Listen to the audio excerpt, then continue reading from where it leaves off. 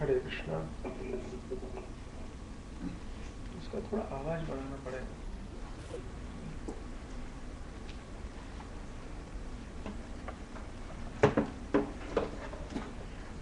हरे कृष्णा, हरे कृष्णा।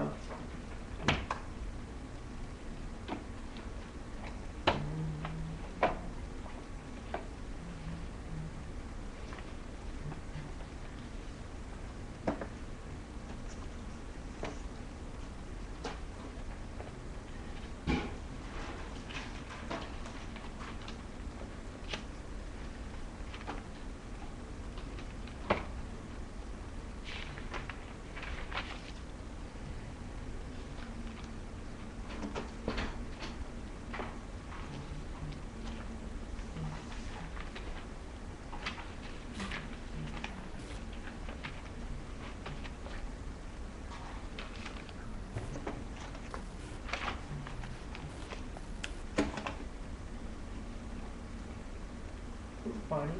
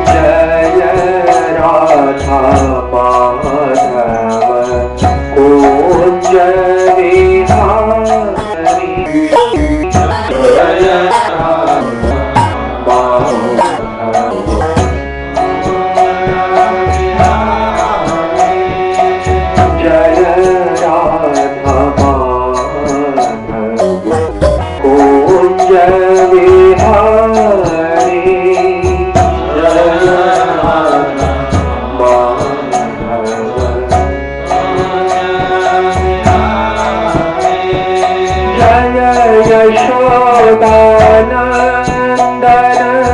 व्रज जन रञ्जन जय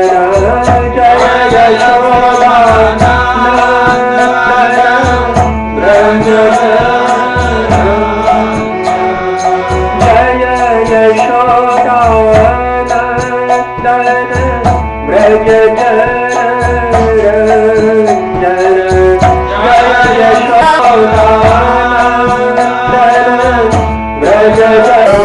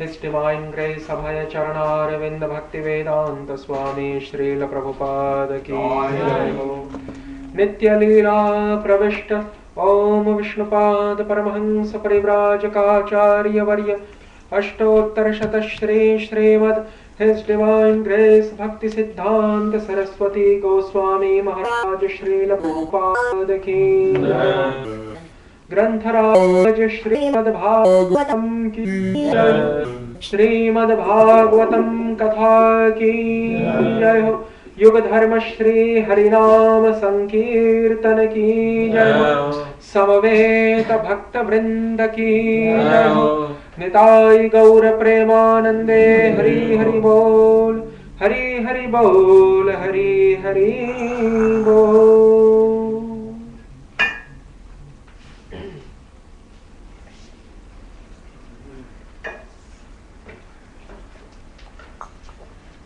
ॐ नमो भगवते वासुदेवाय। ॐ नमो भगवते वासुदेवाय। ॐ नमो भगवते वासुदेवाय। ॐ नमो भगवते वासुदेवाय। ॐ नमो भगवते वासुदेवाय। ॐ नमो भगवते वासुदेवाय। नारायणं नमस्कृत्य नारायणं नमस्कृत्य नरं चैव नरोत्तमं देवीं सरस्वतीं व्यासं ततो जयमुदीरये नष्टप्रायेष्व भद्रेषु नित्यं भागवत सेवया भगवत्युत्तमश्लोके भक्तिर्भवति नैष्ठिकी। ॐ अज्ञानतिमिरान्धस्य ज्ञानाञ्जनशलाकया चक्षुरुन्मीलितं येन तस्मै श्रीगुरवे नमः। श्रीचैतन्यमनोभीष्टं स्थापितं येन भूतले स्वयं रूपा कदा मह्यं ददाति स्वपदान्तिकम्।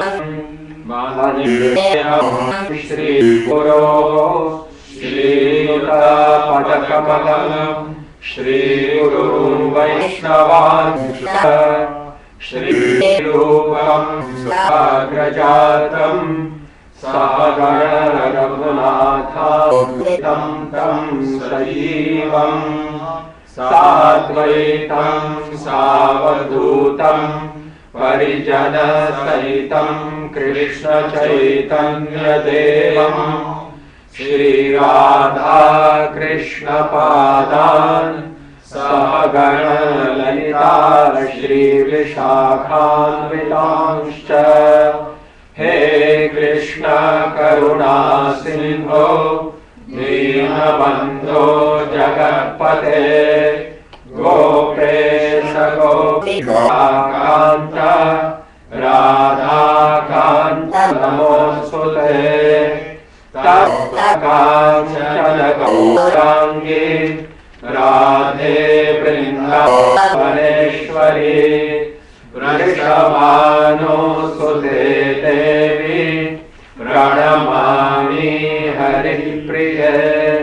वाञ्छाकल्पतरुभ्यश्च कृपा सिन्धुभ्येव च पतितानां पावनेभ्यो वैष्णवेभ्यो नमो नमः। श्रीकृष्ण चैतन्य प्रभु नित्यानन्द श्री अद्वैत गदाधर श्रीवासादि गौरभक्तवृन्द। हरे Krishna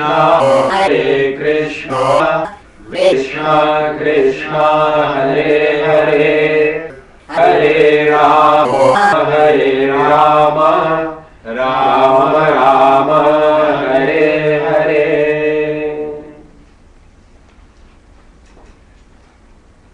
Hare Krishna. At the very beginning of today's discourse, I would like to pay my most respectfully prostrated obeisances unto the lotus feet of their divine lordships, Shri Shri Radha and Madan Mohan Dev, along with their eternal associates, Shri Lalita Devi, Shri Vishakha Devi, Shri Ruparati Manjari, etc. And along with that, I would also like to submit most respectfully prostrated homages unto the lotus feet of their divine lordships, Shri Krishna Chaitanya Mahaprabhu and Shri Shri Nityananda Prabhu, along with their eternal entourage, such as Srila Rupa Goswami, Srila Sanatana Goswami, and all the other 6 Goswamis of Sri Dham Vrindavan. Finally, I would like to offer my obeisances unto the lotus feet of His Divine Grace, Abhaya Charanaravinda Bhakti Vedanta Swami Srila Prabhupada, who has very nicely and very artistically propagated the doctrine of Krishna consciousness throughout this world in this present modern era in a most unique and fantastic way. Conclusively, by initially offering my obeisances unto the lotus feet of all the senior Vaishnavas and devotees of the Lord present, I would like to give my comments the context of our discussion, the context of Srimad Bhagavatam, 10th canto, 2nd chapter, especially the topic of the prayers offered by the demigods unto the personality of Godhead, Shri Krishna. As we discussed yesterday, the 26th verse of this chapter, which forms the very first statement of the prayers offered by the demigods. So it has been prayed by the demigods. The demigods have prayed to the Lord.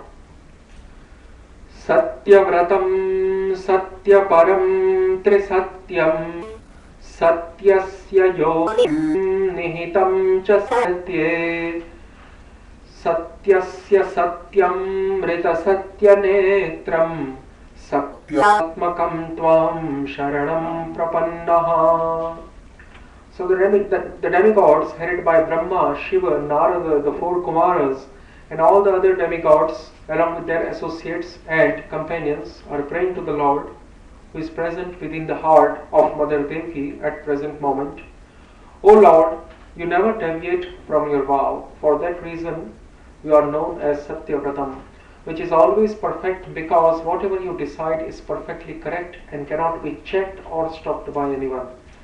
Being present in the 3 phases of cosmic manifestation, creation, maintenance, and annihilation, you are the supreme truth. Indeed, unless one is completely truthful, one cannot achieve your favor, which cannot be achieved by those who are hypocrites. You are the active principle, the real truth in all the ingredients of creation, and therefore you are known as Antaryami, or the inner force. You are equal to everyone, and your instructions apply for everyone, for all time. You are the beginning of all truth. Therefore, offering our obeisances, we surrender unto you. Kindly give us the protection. So, as we were discussing, the very first adjective given to the Lord here, the main pronoun by which the Lord is addressed is the main noun, so to say, is the pronoun of Tvam. Tvam means yourself. Unto yourself we surrender. Tvam vayam prapannaha. And qualifying this main pronoun Tvam are the 8 adjectives found within this verse. They explained the real nature and the real identity of the Lord who is being prayed thus. So the first adjective, the first qualifying, modifying adjective is Satyavratam, and Satyavratam has been explained yesterday by Srila Vishwanath Chakravarti Thakur. So today, starting from today, we will ponder over the other adjectives after Satyavratam, which come after Satyavratam, beginning with Satyaparam. So Satyavratam means that Supreme Personality of Godhead who never deviates from his vow. And we explained yesterday how the biggest vow, or the greatest vow, the most important, the most significant vow of the Lord is to protect and maintain the dignity of his devotees. And for maintaining and preserving the dignity of his devotees, the Lord puts at stake his own dignity, his own self-respect, his own independence, and becomes completely subjugated, subordinate, dependent, and a follower of his devotee. That is why Maharaj Yudhishthira has been addressed by Narad Muni in the 7th canto of Srimad Bhagavatam. Narad Muni has addressed Maharaj Yudhishthira as being very fortunate. Why? Because the Lord puts at stake his own dignity, self-respect, independence, and all the other virtues which comprise his Swaratattva, which comprise his full self-independent nature. The Lord puts at stake all those attributes comprising his nature, known as Swarata. And there Narad Mahamuni is addressing Maharaj Yudhishthira that, O Raja Yudhishthira, you are indeed greatly fortunate. Why you are greatly fortunate is because that personality of Godhead, who is rarely perceived and realized by the yogis, jnanis, and even by devotees. Even devotees on the level of Shantarati and Dasyarati are not able to fully realize that personality of Godhead. That Prahlad Maharaj, who seems so fortunate, that Dhruva Maharaj, who seems so fortunate, but these devotees like Prahlad Maharaj and Dhruva Maharaj, who are rather situated on the platform of Shantarati, the Lord only gives his transcendental vision, his darshan, to those devotees for a limited time, for a limited period of time, for a limited scope of time, and then he again disappears. And whereas you, the Pandavas, are so fortunate that in your abode, in your residence of Indraprastha, the Lord, what to speak of giving you the darshan? He resides for almost 6 months, and he could reside even for more. He will just forget returning to Dwarkapuri, which is his real residence.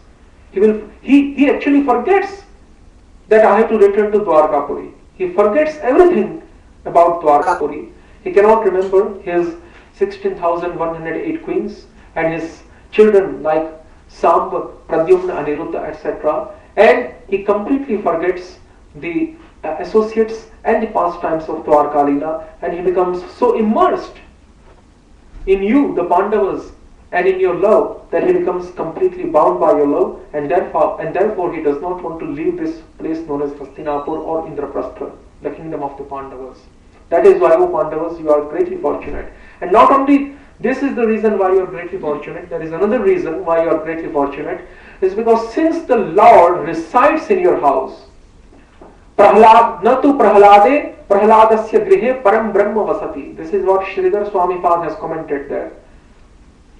On that verse of Srimad Bhagavatam's 7th canto spoken by Narad Muni, Rajan Pate Gururalam Bhavatam Yadonam Daivam Kulam Kulapatihi Kvachakin Karovah Astve Mukundo Muktim Dadati Karhichit Smana Bhakti Yogam. Rajan, O King, Patir, that Supreme Personality of Godhead, Lord Vasudeva of Dwarka, he is not only your master, Patim. Rajan Patir Guru, he is also your Guru. He is not only your controller, Patim, husband means controller here. So he is not only your husband or controller, Patim, but he is also your spiritual master, your guide, your preceptor. Rajan Patir Gurur Alam. Bhavatam Yadunam. But this is not enough. Alam, this is not enough. Bhavatam Yadunam. Of both you, the Pandavas, and of the Yadus. He is not only the master and Guru. He is not only the inner guide and he is not only your preceptor or guide or your controller, master, Patim and Guru. But Daivam, he is also your worshipable deity. Aradhya Deva, Ishta Deva, Daivam. Daivam means adorable form, worshipable deity. Daivam Kulapatim Kvachakin Karovah. But he is not only your worshipable deity, he is also the head of the whole Yadu and the Pandava clan. He is also the head of the Pandava dynasty and the Yadu dynasty. He is head of both the clans also. Kulapatim means the head of both the clans. He is the head of both the Yaduvanshis and the Pandavas.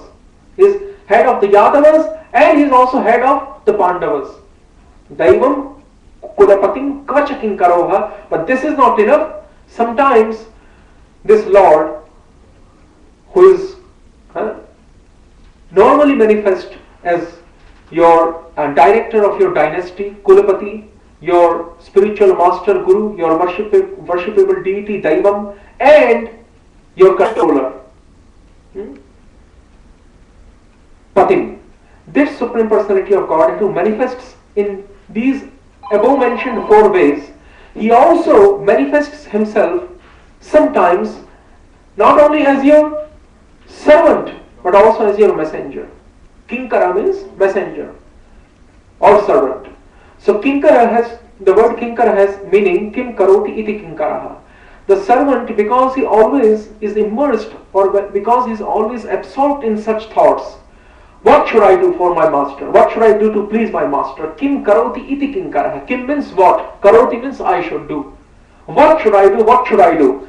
Because the servant, because the servitor is always immersed in these thoughts of serving his master. What should I, how should I serve? Why should I, not what should I serve, but how should I serve? And in which way should I serve? He is always absorbed in these thoughts. That is why, Kim Karoti iti Kinkaraha, that is why, because he is always absorbed in these thoughts of serving his master in different ways, in multifarious various ways, that is why he is known as Kinkaraha. So this Lord, he also becomes your servant. He also starts thinking, how should I serve Pandavas who are my great devotees? And that is why he becomes your charioteer. But even then he does not feel greatly satisfied. Even by becoming the charioteer of the Arjuna's chariot, he does not become satisfied. And then he again accepts another menial position, another demeaning position. And that is the position of Shanti Duta, peace messenger. He becomes messenger of Yudhishthir. O Pandavas, he becomes your messengers. Narada is directly telling to the Pandavas, O Pandavas, he becomes your messenger. He goes in the, if you will read the Udyogapara section of Mahabharata, he goes to the kingdom of Hastinapur, where Dhritarashtra, Dushasan, Karna, etc., Duryodhana, etc., have all usurped the kingdom of the Pandavas in an improper way,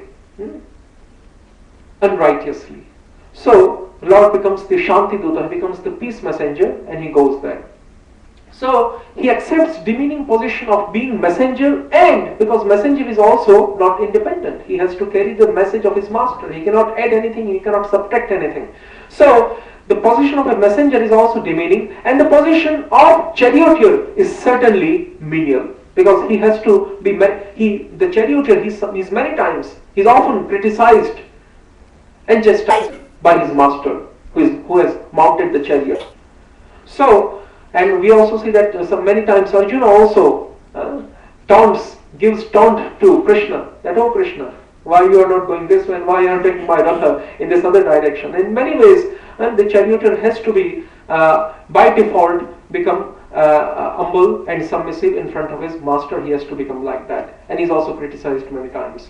So the Lord, he voluntarily accepts this position, menial position, this demeaning position, because he is bound by the ropes of the love of his devotees. And that is why Astri Vahanga Bhagavan Bhajatam Mukundo Muktin Tadati Kahichit Smana Bhakti Yogam. And that is the reason why Lord does not want to give very easily and very often his Prema Lakshana Bhakti, his devotional service characterized by unalloyed love. That is why to his worshippers, to 99.9% of his worshippers, the Lord makes them satisfied by either bestowing sense the boons and benedictions of sense enjoyment and the boons and benedictions of liberation. Mukti also he gives very easily along with bhakti, but he reserves this Prem Lakshana Bhakti or this devotional service characterized by unalloyed love. Because why he reserves this? Because it has been mentioned in Shri Bhakti Rasamrita Sindhu by Shri Rupa Goswami Pad. Shri Rupa Goswami says that क्लेशघ्नी Shubhada मोक्ष लघुता कृत सुदुर्लभा सांद्रानंद विशेषात्मा श्री कृष्णा कर्षिणी च सा Kleshagni Shubhada, these two characteristics of devotion, they are manifest on the stage of sadhan bhakti, or that devotional service which comes on the platform of practice. Devotional service in practice.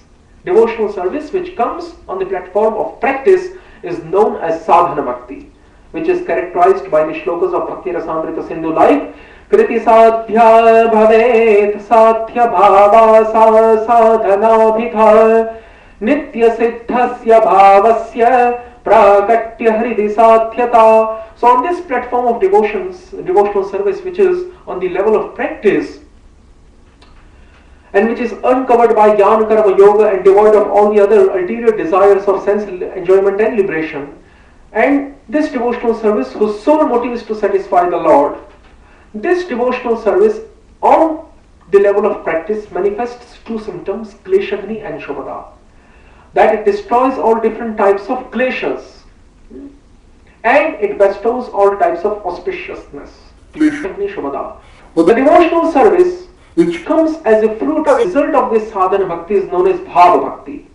And this bhava bhakti has been characterized by Srila Rupa Goswami as Shuddha Sattva Visheshatma Prema Suryamshu Samya Bhag Ruchibhishchitta Masranyam Kritasau Bhava Uchyate. And this bhava bhakti, on the level of bhava bhakti, manifests two symptoms which are innate and which are unique to the stage of bhava bhakti, and those symptoms are Sudurlabha and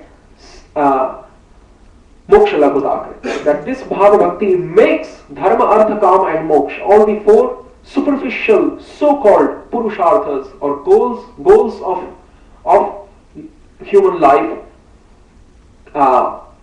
completely degraded, so to speak, completely diminished.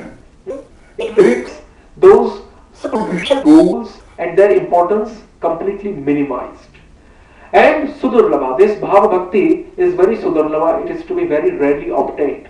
And the Lord and the Narad Muni also says here that Astveva Manga Bhagavan Bhajatam Mukundo Muktim Dadati Karhichit Smana Bhakti Yogam. That Lord gives very easily bhakti and mukti, but this prema bhakti, this prema, Krishna prema, he reserves it and does not give so often. That means he only gives this prema bhakti to his worshipper if he has no other option left with him to satisfy the worshipper, and he is forced, he is compelled to give it. And why the Lord resists so much?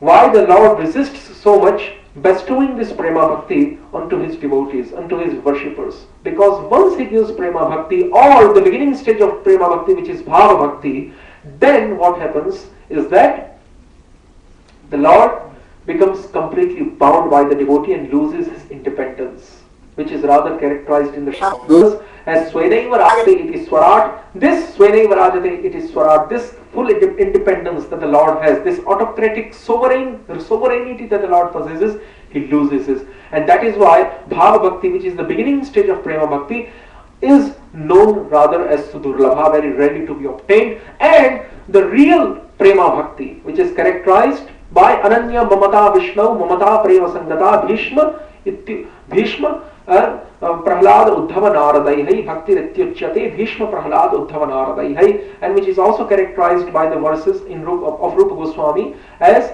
Samyak Masrinita Swanto Mamatwati Shayankitah Bhavah Sa Eva Santratma Budhaihi Premanigatyate. This Prema Bhakti, which is rather the condensed form of Bhava Bhakti, which is the latter part of Bhava Bhakti, this Prema Bhakti is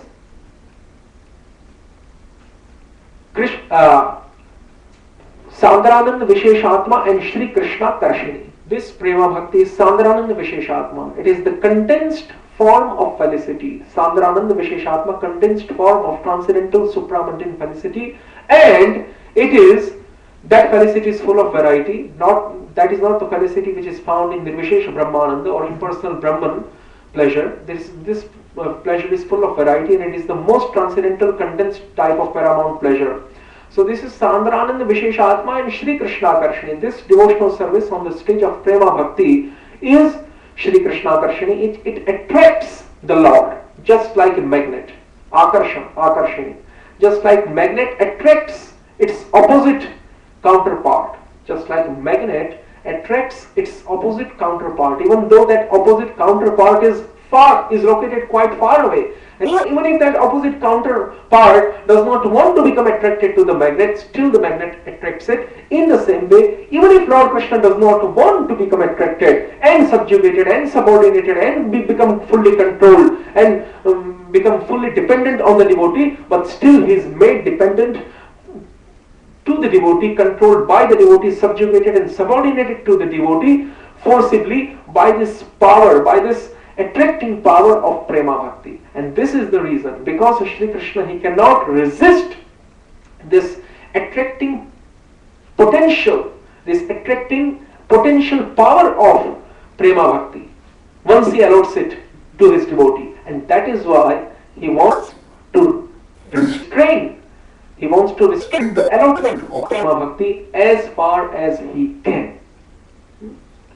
And that is the reason, because Shri Krishna, once he becomes subjugated to the devotee, then he becomes actual Satyavratam. Actual Satyavratam means then he becomes whose vow never deviates. If Shri Krishna, he makes some vow, and if he never deviates from his self-made vow, then he is not to be considered actual Satyavratam. But he is to be considered real Satyavratam if, even by breaking his vow, he protects the vow of his devotees, as we have explained yesterday. Because this quality of Bhakta Vatsalya, or because this quality of his special affection that he has for his devotees, is the topmost quality which subdues all the other qualities found within his Swarupa, and that is why his real Satya Tattva, or his real non-deviation from the vow, means preserving the vow of his devotees. And this is the meaning given by Srila Vishwanath Chakravarti Thakur, which has not been so much emphasized by other commentators like Sridhar Swami, etc.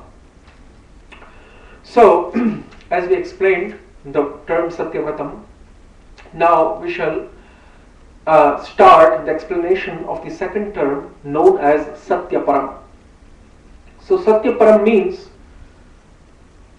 that personality of Godhead who is absolute. Param means who is the highest, most exalted form of truth. Satya means truth and Param means most exalted. And you will also find the same terminology used in the last part of the first verse of Srimad Bhagavatam.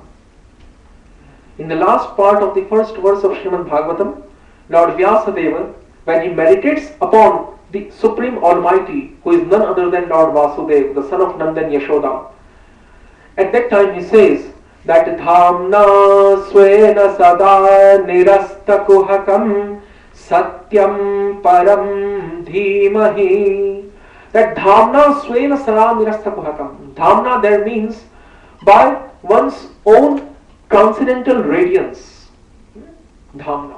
Swena means one's own, personal. By one's own transcendental radiance, one who dispels the darkness of nescience, the darkness of delusion, the oblivion of nescience. Nirasta Kuhakam. Kuhakam means the oblivion of nescience. Avidya Dama Andhakar. The Andhakar, the darkness of avidya, of nescience. And what is this nescience? This nescience is characterized by the aversion to Lord Krishna.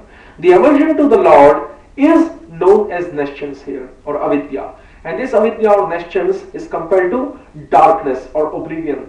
So the Lord, by his own transcendental radiance, he dispels away this nescience. Dhamna swena sada nirasta kuhakam satyam param dhimahi.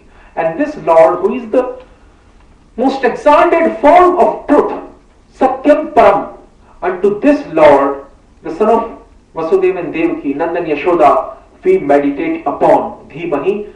Plural case has been used by Vyasadeva here. Singular case, ekvachanam, has not been used. Rather, bahuvachanam, plural case has been used. So Vyasadeva is also instructing all the other readers of Bhagavatam and all the other reciters and hearers of Bhagavatam to also meditate in the same way that he is meditating. So Satyam Param Dhimahi. This shloka which has been expressed by the demigods. In this shloka, the second adjective by which they are defining the Supreme Personality of Godhead is this adjective known as Satya Param, or that truth which is the most exalted. So now Vishwanath Chakravarti Thakur is commenting on this second adjective by saying, Nacha svabhakta palaka devatantaravatvam anityo anutkrishtashchetyah satyah sarvakala desha varti parah shreshthashchaptam.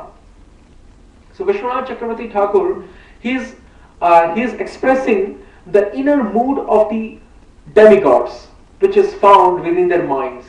This mood is found within the minds of demigods like Brahma, Shiva, Indra and Narada.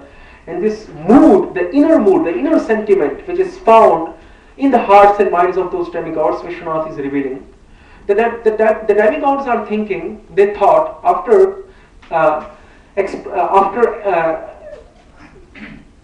considering Shri Krishna to be Satyavratam, or the one who never deviates from his vow of protecting his devotees, the demigods considered within their minds that someone can mistakenly consider that Shri Krishna's maintaining his devotees is just like the maintenance of the worshippers of other demigods. The worshippers, the upasakas, the worshippers or upasakas of other demigods, besides the Vishnu Tattva expansions, besides the worshippers, besides the devotees of Lord Narayana or other Vishnu Tattva expansions, those who are worshippers of other demigods, who are rather the products of marginal potency. All the other demigods except for Lord Narayana and his expansions are the products of marginal potency. Harireva Sadarathya Sarvadeveshwareshwarah Itare Brahmarudradya Navagyeya Kadachana. Padma Purana, Lord Shiva is very emphatically clarifying the point that Harireva Sadaratya, it is certainly the highest truth that Shri Hari is the only worshipable deity. Shri Hari is the only worshipable deity. This is certainly the highest truth. Harireva Sadaratya. And he is to be worshipped always and everywhere. So transgressing all time limits and transgressing all space limits. Desh Maryada Atikraman Ullanghan and Kal Maryada Atikraman Ullanghan. Kal Maryada means time limits and Desh Maryada means space limits. Transgressing or overruling or crossing over the space limits and the time limits. Harireva Sadarathya Sarvadeveshwareshwarah. Sada and Sarvatra. Sada means Sarvatra. Sada means always and everywhere. The word Sada has two meanings. Always and everywhere. Sarvada and Sarvatra. So Sarvada, always, means transgressing the time limits of past, present and future.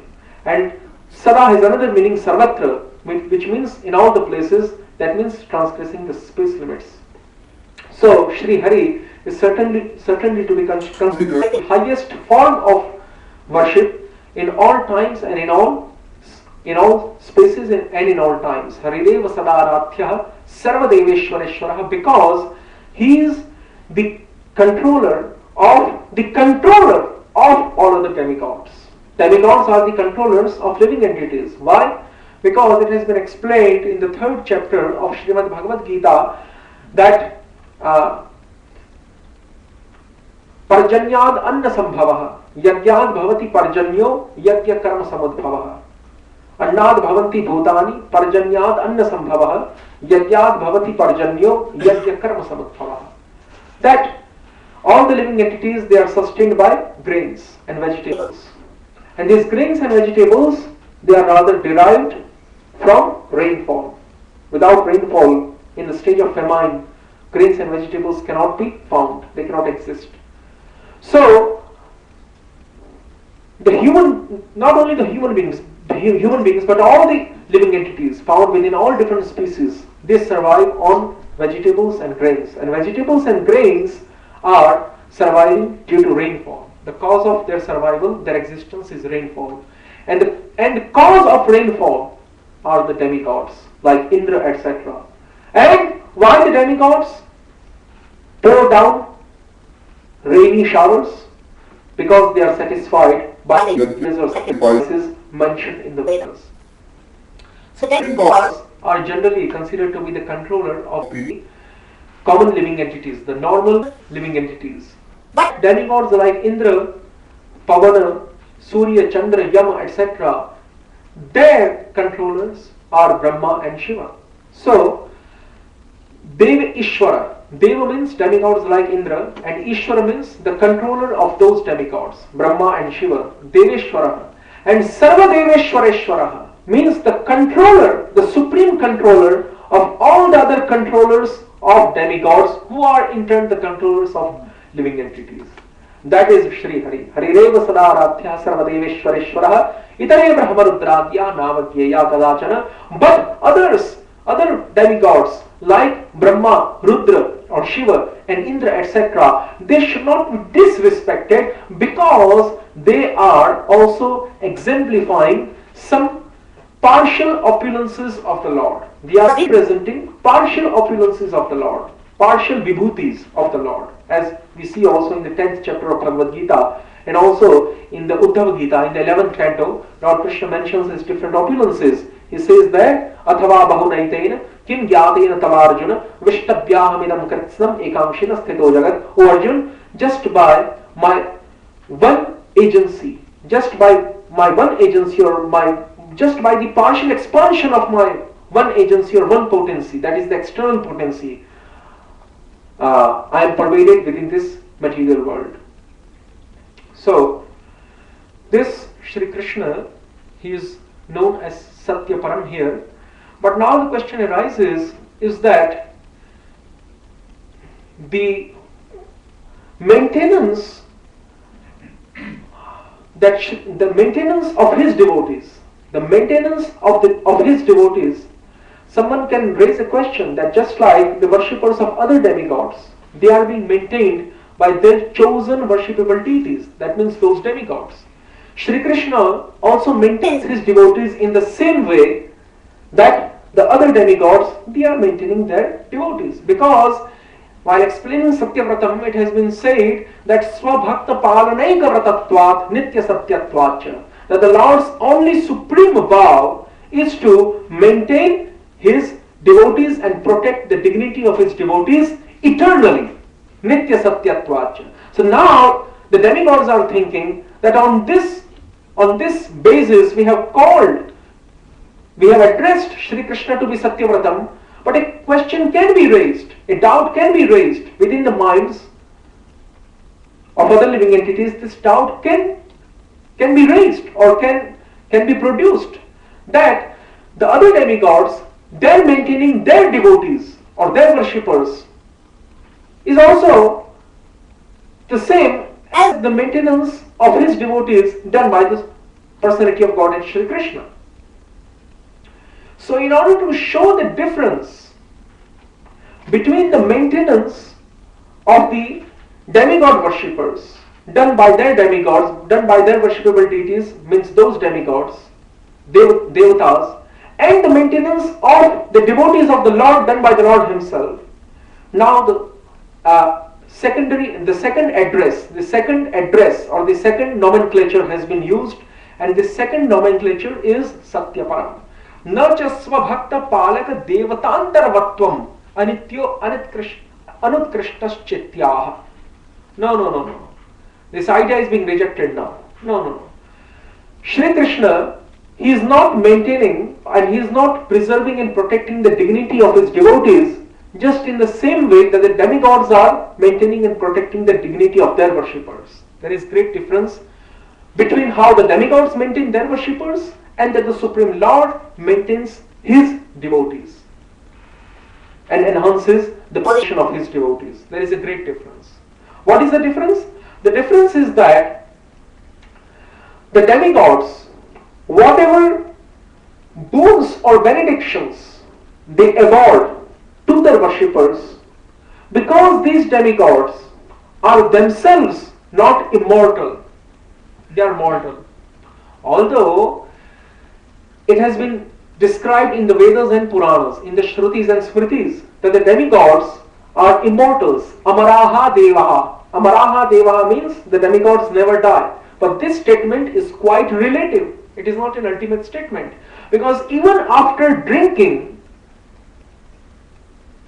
the nectar, the celestial nectar, the Swargiya Sudha, the Somrasa, even after drinking this Somrasa or the celestial nectar, the demigods, their lifespan may have become extended to 10,000 years or 50,000 years or to million years, but still they have to die at a particular moment in time. Because that is the general law of the whole material world, and because the paradise or Swarga or heaven falls within the jurisdiction of material world, that is why this law of birth and death applies even in heaven. Although the other two conditions do not apply, Jara and Vyadhi. Jara and Vyadhi means disease and old age. They do not apply in heaven. But birth and death, they still apply. Janma Mrityu Jara Vyadhi Dukkha Doshanu Darshanam. Out of the four conditions, two conditions still retain their influence on celestial paradise of human. And that is why, because the demigods themselves are not immortal in an ultimate sense. Although the Vedas have described that demigods like Indra, Pusha, Kuber, Varuna, etc., they are immortal. But that immortality is relative. That is, when the demigods, their lifespans have been compared with the lifespans of other living species found within this material world, then it is to be found, then the conclusion has to be taken out that the demigods' lifespans are much greater and elongated than the lifespans of the other living entities found within other species in this material world. And that is why they are known as immortal in comparison to the lifespan of other living beings. The other living beings have shorter lifespans, whereas the demigods have much greater, thousands and million times more lifespan than the other living entities, and that is why they are considered immortal or amaraha. Not that they never die, that is why. No. They have to die still. That is the rule of the material world. And because the demigods have to die, that is the first reason. And the second reason is that whatever boons and benedictions they give, from where they have received their powers. They are not by default sovereign autocratic emperors. No. They have received their powers by worshipping the Supreme Personality of Godhead, Lord Narayana. And that is why it has been described in the Shastra, while explaining the Aishwarya feature of Lord Narayana, while explaining the opulence of Lord Narayana, Aishwarya, that Narayana is Aishwaryamaya and Krishna is Madhuryamaya, while showing the difference between the two different features of the personality of Godhead. Srila Jiva Goswami Pada states in his Laghu Vaishnava Toshni commentary on the 10th canto, 12th chapter, 19th verse, in the Laghu Toshni commentary to that verse, Srila Jiva Goswami makes it very clear that Aishwaryam asamaurdhva ananta swabhavika prabhuta. What is Aishwarya? What is majesty? What is the opulence that the Lord that the Lord Narayana possesses? And that opulence, that Aishwarya, that position is that asamaurdhva ananta swabhavika prabhuta. Lord Narayana has prabhuta, he has sovereignty, which is asamaurdhva, which cannot be equaled, which cannot be made parallel. No one can come parallel to his sovereignty, no one can equal his sovereignty. Asama and urdhva. If no one can equal his sovereignty, there is no question arises that anyone can excel his sovereignty. If no one is to be found within all the three worlds who can equal the sovereignty of Lord Narayana, then there is no question arises, automatically no question arises that anyone can excel his sovereignty. And that is why asam urdhva. No one can equal, what to speak of anyone going higher than him. Asamurdhva ananta swabhavik prabhuta. That sovereignty of the Lord is asamurdhva. Cannot be excelled, cannot be equaled. That's the first adjective. How Aishwarya has been defined by Jiva Goswami. And the second adjective is Ananta. That sovereignty is unlimited. It is all-encompassing.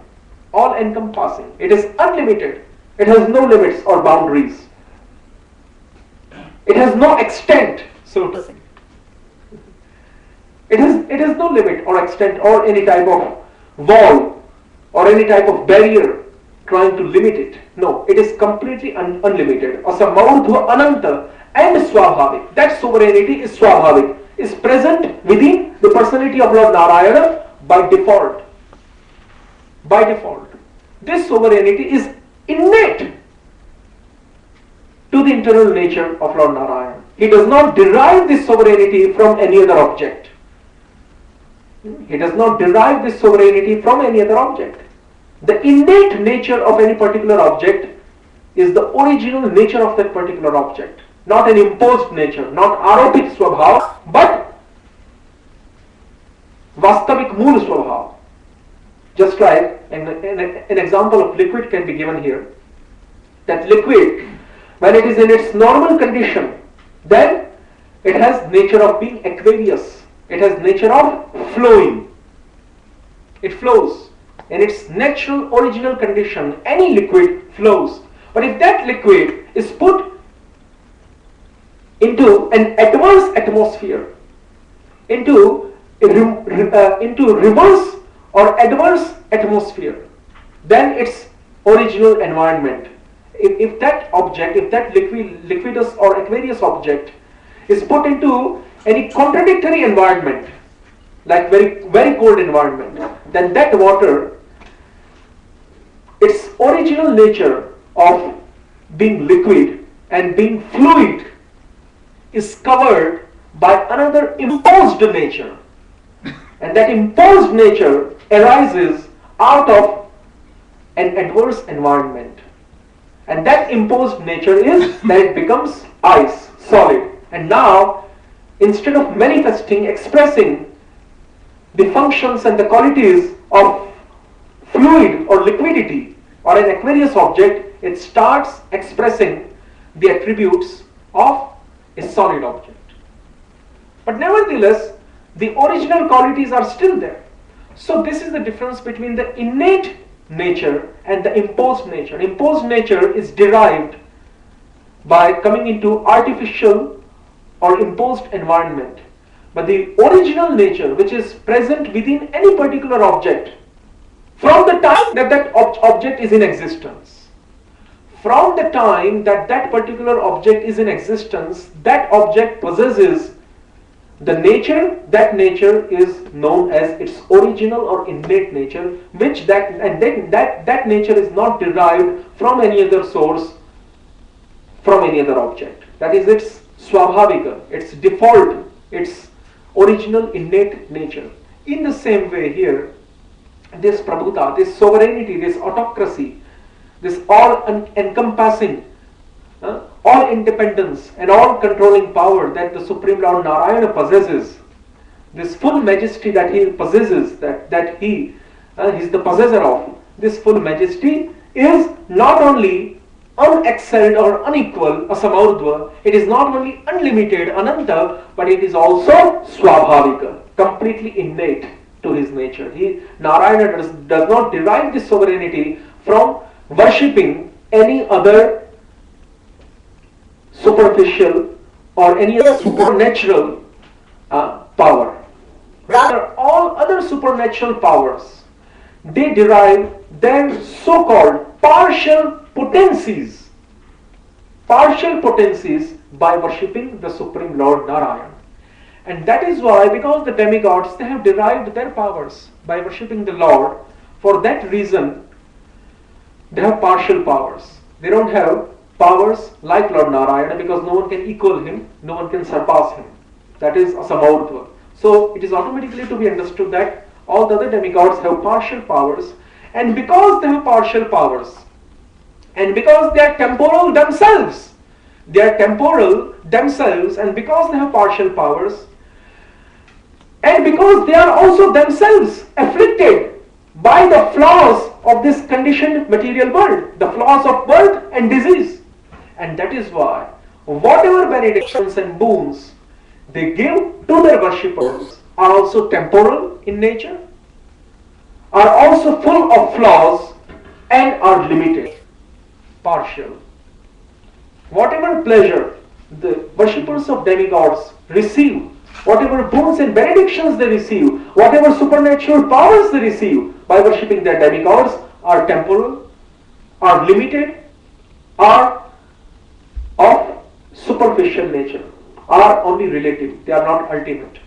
And that is why in Bhagavad Gita also, even though the Vedas have stated Akshayam havai chaturmasya yajinah sukritam bhavati, the Vedas have stated in one place that those who perform pious activities, pious fruitive activities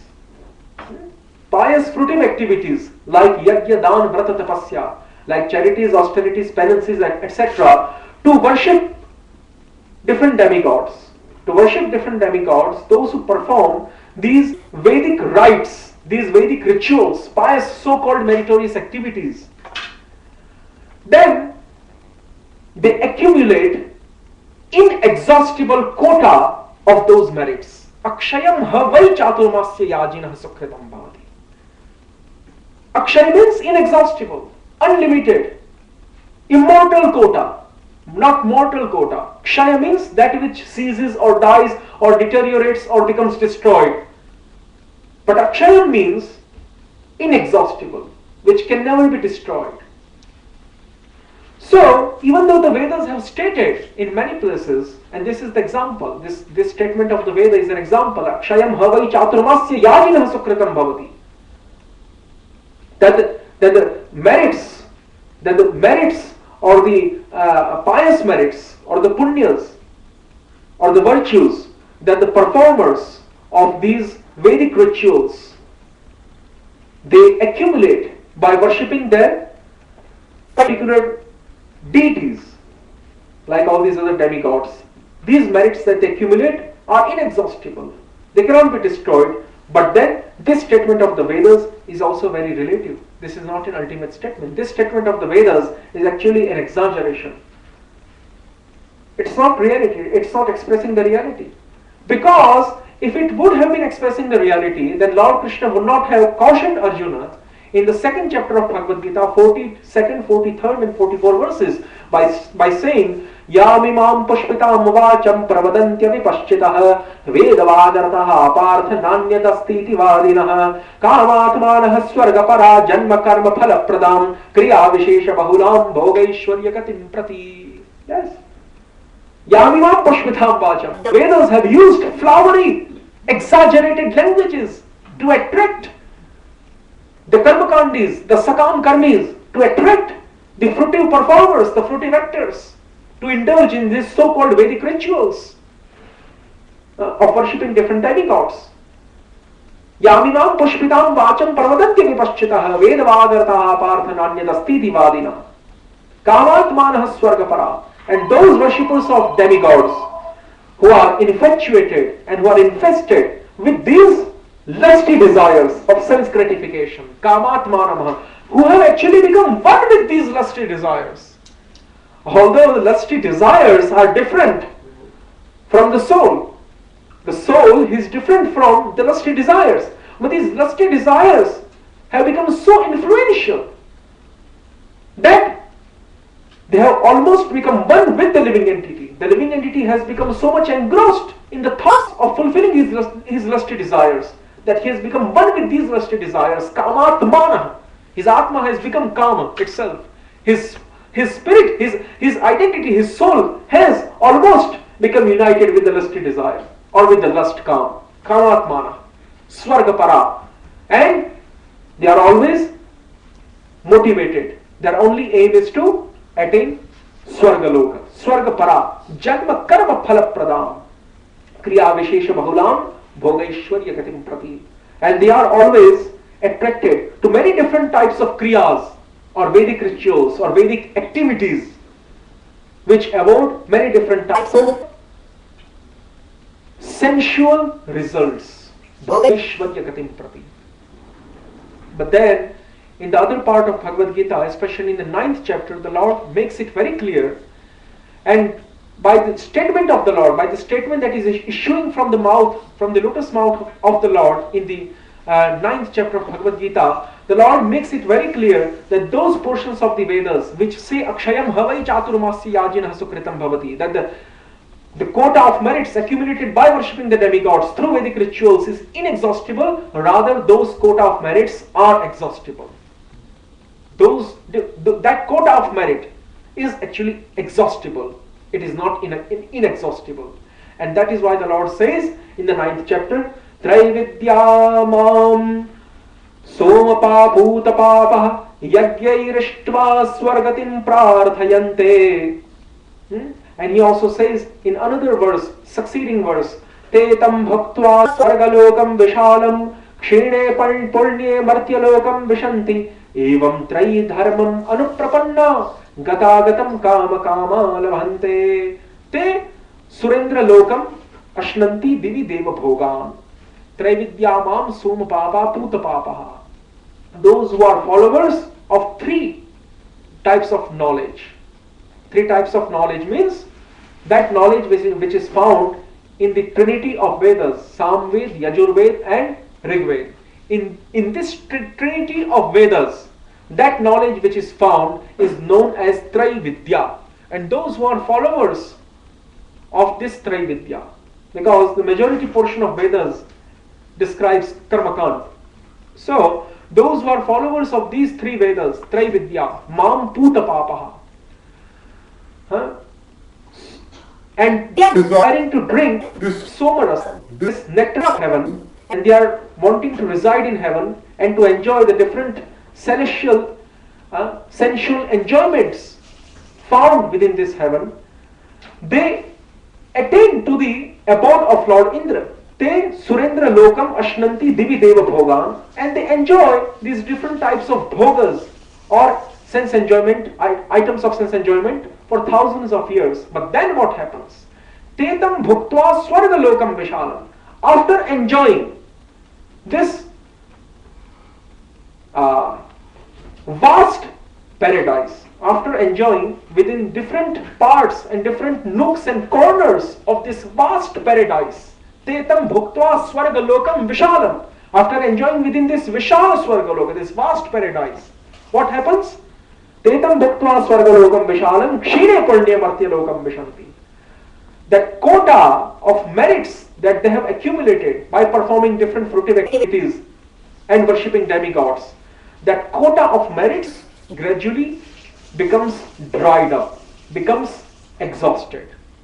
That quota of merits which the Vedas exaggerate and consider to be inexhaustible. Akshayam Havai Chaturmasya Yajinah Sukritam Bhavati. Actually, that quota of merits is exhaustible, it becomes dried up. Swargalokam Vishanti Tetam Bhaktva Swargalokam Vishalam Kshine Pulnye Martyalokam Vishanti. And as soon as their quota of merits become dried up, they again return and fall down to this earthly domain from the heaven. Swargalokam Vishanti. Evam Trai Dharma Manuprapanna Gatagatam Kama Kama Labante. In this way, thus, those who are devoted only to the Karmakanda portion of the Vedas, only to the fruitive actions and only to worshipping different celestial deities, demigods, like Indra, etc., they go, come, go to heaven, come back, go to heaven, come back, go to heaven, come back. Evam Trai Dharmam Anuprapanna Gatagatam. Gatagatam means Gatam Agatam. They go, they come back. They go, they come back. This occurs, this reoccurs to them as long as they do not stop worshipping these demigods and as long as they do not stop performing these fruitive rituals, Vedic rituals. That is why it has been stated here that the maintenance of the devotees of the Lord done by the Lord Himself is not of the same caliber, is not of the same standard, is not of the same grade, is not of the same level or platform as the maintenance of the worshippers of demigods done by their demigods. No, there is certainly difference. Because the demigods themselves are immortal, are mortal. How can they make their worshippers immortal? Whereas the Lord says that mama sadharmya magataha. In Bhagavad Gita he says that those who are my devotees, shashvat chantim nigacchati. He says many places of Bhagavad Gita that my devotees, they achieve param gatim, they achieve the highest destination, they achieve eternal peace, shashvat chantim nigacchati. They achieve highest destination, param gatim. And he says, mama sadharmya magataha. Those devotees of mine, they attain to the same nature that I possess. I possess the nature of being all felicitous, all cognitive, and all eternally perpetually existing. Sat Chid Ananda Vigraha. And my devotees also after liberation attain the same status of being all cognitive, all felicitous, and all existing, eternally existing. So mama sadharmya magataha, this is explained, but the worshippers of demigods cannot attain this status because the demigods whom they worship or whom they are worshipping, they themselves are mortals. They are not immortals. So how can they give immortality to their worshippers?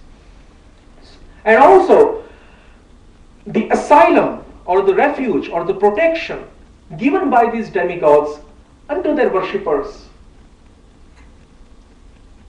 also falls shortly of being called the ultimate protection or param ashray. Why? Because we can see practically in the 10th canto, in the later part of the 10th canto of Srimad Bhagavatam, that on one side, Banasura, who had arrived in Dwarka to fight with Shri Krishna, Balram and all the other Yaduvanshis, by being protected by Lord Shiva, and not only Lord Shiva, by being protected by Goddess Durga, and the most fearsome form of Goddess Durga, known as Kalika and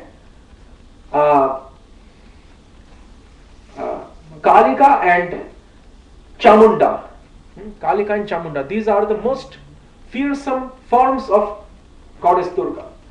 So, not only Shiva had come to protect Banasur, but the most fearsome form of Durga, that is Kalika and Chamunda, they have also arrived there, along with the commander-in-chief of all the demigods, Kartikeya, he had arrived, along with the husband of Riddhi and Siddhi, prosperity and perfection, the husband of the goddesses of prosperity and perfection, that is Ganesha, who removes all the obstacles.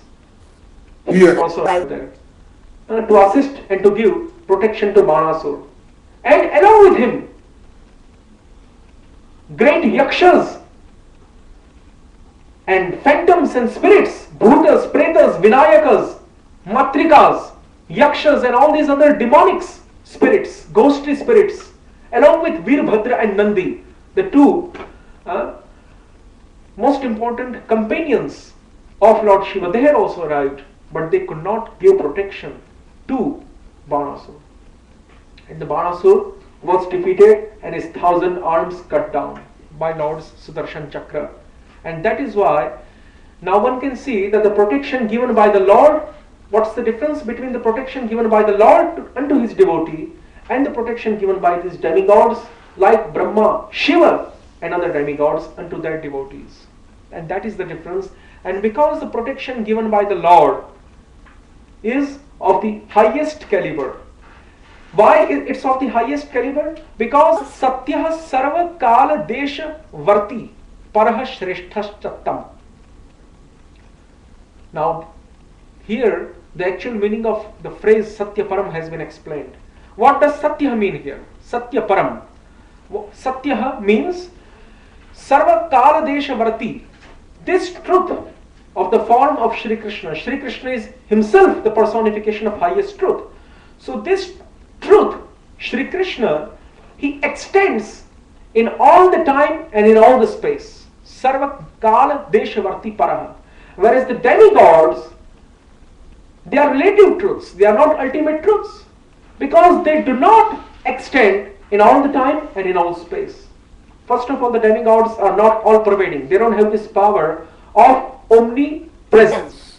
Sarva Vyapita or Vibhuta. Vibhuta or Sarva Vyapita means omnipresence.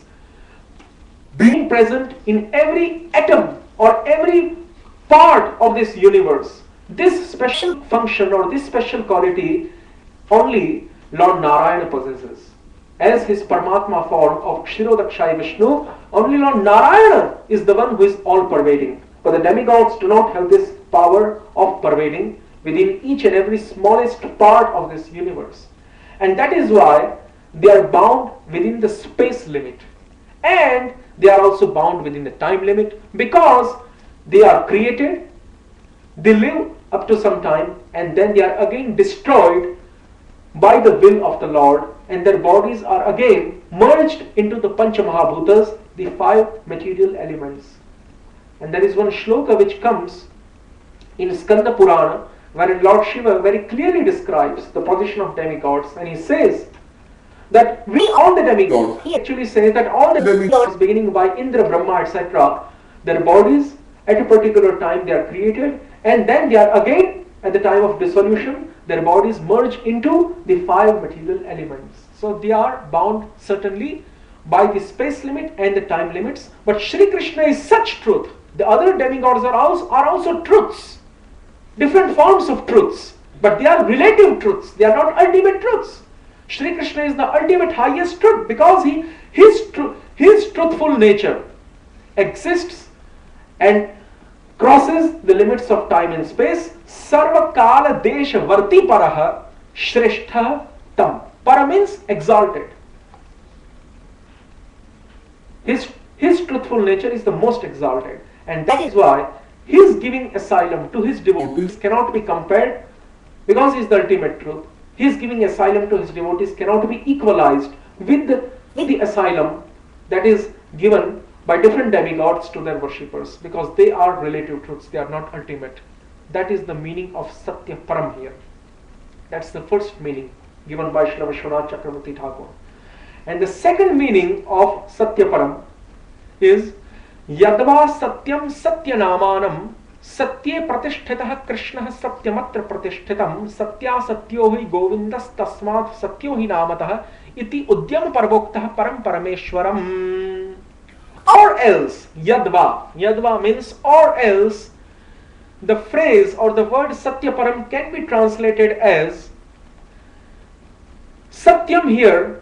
Now we will break up the two, because this is a compound word. Just like Satyavratam was also a compound word, Satyaparam is also a compound word. So this compound word Satyaparam, this can also be broken apart into two pieces. The first part is Satyam, the second part of the word is Param. So the word Satyam can also mean name here. The word Satyam can also mean a name here. And wherein, in which part of the Shastra Shri Krishna has been given the name Satyam. So Vishwanath Chakravarti Thakur, he quotes the Udyama Parva of Mahabharata. That is also known sometimes as the Udyoga Parva. Parva means division. Mahabharata means the history of greater India. The history of greater India. That's the literal meaning of Mahabharata.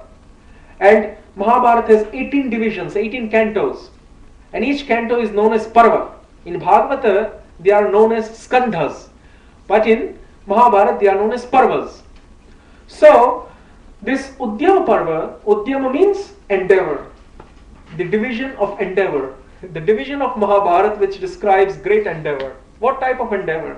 The endeavor to remove all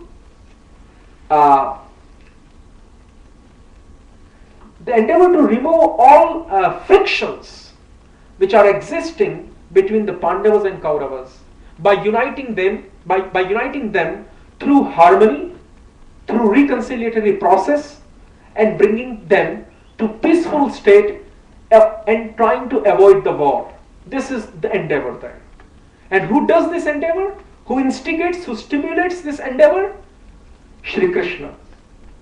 When the initial messenger, who is the priest of Panchal Naresh, Drupad, Panchal Naresh, the king of Panchal province, Drupad, who is the father of Drishtadyumna and Draupadi, and the father-in-law of the Pandavas. This Drupada, he sends his messenger his royal priest, his Purohit, the royal priest of Panchal province. Drupada, the king Drupada, he sends the royal priest of Panchal province as messenger of the Pandavas into the kingdom of Duryodhan and Dhritarashtra. But that messenger fails to eliminate the frictions which are existing, to eliminate the grudge which is existing between the Kauravas and Pandavas. Then the Lord himself, he goes as messenger to Hastinapur to try to eliminate that friction and that grudge which is existing between the mutual parties. So that great endeavor is known as Udyam Parva. In that Udyam Parva, when Lord Shri Krishna is insulted by Duryodhana, and Duryodhana, he orders his sentries and his soldiers to arrest Shri Krishna. At that time, Shri Krishna manifests his universal form in the royal court of Hastinapur. He manifests his transcendental universal form, which only Bhishma, Dronacharya and Vidur are able to see. No one else. Not even Kripacharya, what to speak of Dhritarashtra and Duryodhana, etc. Only Bhishma, Dronacharya and Vidur, only these three people, these three candidates are able to see that transcendental vision. So at that time, Bhishma, Dronacharya and Vidur, they have prayed unto that universal form, and this shloka, this verse comes within that prayer of Udyam Parva. And there Bhishma is saying, Satya pratishtitah Krishnah Satyamatra pratishthitam Satya Satya hi Govindah Tasmat Satya hi Namatah. Satya pratishtitah Krishna. Shri Krishna is established within the principle of truth. Shri Krishna is established within the principle of truth. Shri Krishna Satya mein pratisthit hai. Shri Krishna is established within the principle of truth. Why? Because now it seems as if Shri Krishna is established in the principle of truth. So now it seems that truth is something different from Shri Krishna. It seems as if truth is something different from Shri Krishna, and it seems that the principle of truth is higher than Shri Krishna. And that is why Shri Krishna has to reside within the principle of truth. So just in order to remove this doubt, Bhishma says again, Satyam atra pratishthitam. No. Shri Krishna is certainly present within truth, and that is why truth has any value at all within this world. Because Shri Krishna is present within truth, truth has value in this world. Otherwise even truth will not have any value. It is because of the existence of the Supreme Lord within the truth, truth has any relevance, any magnificence or any importance or significance. But the reality is that Satyam atra pratishthitam. The reality is that actually Satya or truth rests on the Lord. Satyam atra pratishthitam. The truth rests on the Lord. The truth is manifest from the form of the Lord. The truth is produced by the desire of the Lord, and after that the truth has become manifest, then Lord enters again into that truth and makes that truth and its glories so eye-catching and significant in this world. Because the Lord has entered into that truth, after first manifesting that truth from His transcendental form. Just like the Lord, He manifests this material world from His form as Karanadakshay Mahavishnu. When Lord desires, Ekoyam Bahusyamaha, in the Taittiriya Upanishad, very beginning of the Vedas, the Supreme Absolute Truth, Parabrahma, has desired, Ekoyam Bahusyamaha, let me become many, or let many universes and many living entities come out from my body. So at that time, from the body of Karanadakshay Mahavishnu, when he is exhaled, from his each different pore, individual pore, innumerable living entities and universes have come out. Just like particles traveling within the space window, just like Gavaksharandhra. That shloka also comes in Bhagavatam. Gavaksharandhra. Just like the particles of dust floating or flying to and fro from the space that is created by the opening of the window. In the same way, these universes are coming out from the pores of Mahavishnu, just like small particles floating inside the window and coming outside from the window door. So Satyamatra Pratishtitam, just like Lord Krishna, he manifests, or Lord Karandakshay Mahavishnu, he manifests all the universes and all the living entities. And then after he manifests these universes and living entities, he becomes again entered into his own creation. He again enters into his own creation. As Garbhodakshay Vishnu, he becomes present within each separate universe. And then he is again not satisfied, so he enters within the heart of each every living entity and again manifests himself as Kshirodakshay Vishnu, Super Soul. It seems that the Super Soul or Garbhodakshay Vishnu or Kshirodakshay Vishnu, because they are residing within the universe or within the living entity, their position is minor to the position of living entities and the universes. How? Because anything which is smaller is considered automatically of a demeaning position. Just like a person who is residing within the house. Is house considered bigger or the person who is residing within the house? Tell me.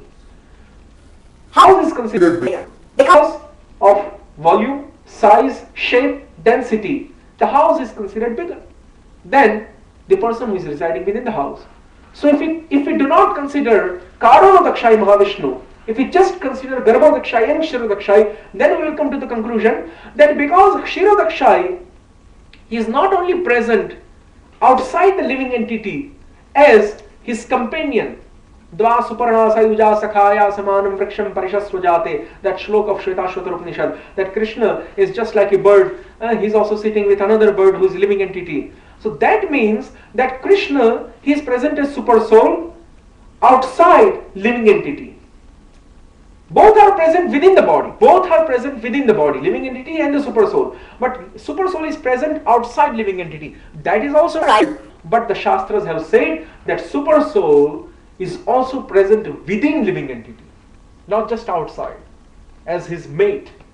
As his mate or friend, he is not only present outside, he is also present within. Kechit svadehantar hridayavakashe. That shloka of Bhagavatam. And so, because the Super Soul Kshirodakshay is present within the living entity, and because living entity is so subtle that he is equal to the 1/10,000th part of a tip of a hair. But Kshirodakshay Vishnu is even smaller than the living entity because he resides even within living entity. So, one can understand that Garbhodakshay Vishnu is also smaller than the universe. Because Garbhodakshay Vishnu, he covers up only half part of the universe by his physical volume and size. So universe is double the size of Garbhodakshay Vishnu. So Garbhodakshay Vishnu is smaller than the size of universe. And Kshirodakshay Vishnu is even smaller than the size of the Jivatma, spirit soul, because he resides within Jivatma. But that these roles he assumes afterwards. What is the initial role? The initial role is the role of Karanadakshay. And in the role of Karanadakshay, he is bigger in size, volume, shape, density, everything than all the universes and than all the living entities created. And that is why he is to be considered ultimately greatest. And being greatest, he simultaneously becomes the smallest. Anor Mahato, it is said there that Anor Aniyan, Mahato Mahiyan. He is the biggest, and he is the smallest at the same time. So, here also it has been said that just like Lord creates all these universes and living entities and then he enters into them. In the same way, the Lord, he creates the principle of truth. That is the reality. That is the reality. Satyam atra pratishthitam. That Satya or the principle of truth rests or becomes established on the form of Shri Krishna. Shri Krishna in his form, his transcendental form, is the basis, is the shelter, is the reservoir, is the original source from where the principle of truth emanates. And that is why in that verse of Srimad Bhagavad Gita, Brahmano hi pratisthaham amritasya vyayasya cha shashvatasya cha dharmasya sukhasya ikantikasya cha. Shri Krishna says, I am not only the basis for impersonal Brahman. How I am the basis for impersonal Brahman? Because impersonal Brahman is merely an effulgence or radiance emanating from the transcendental icon, which is not different from my inner self. That transcendental icon, which is of bluish complexion and which is bent threefold and which holds flute in its two hands. That transcendental icon, yes, that transcendental icon is actually the reservoir for Brahman effulgence. Yasya prabha prabhavato jagananda koti koteshvashesha vasudani vibhuti vindam tana brahma anantam ashesham akhanda bhutam govindam adi purusham tamaham bhajami, according to Brahma Samhita.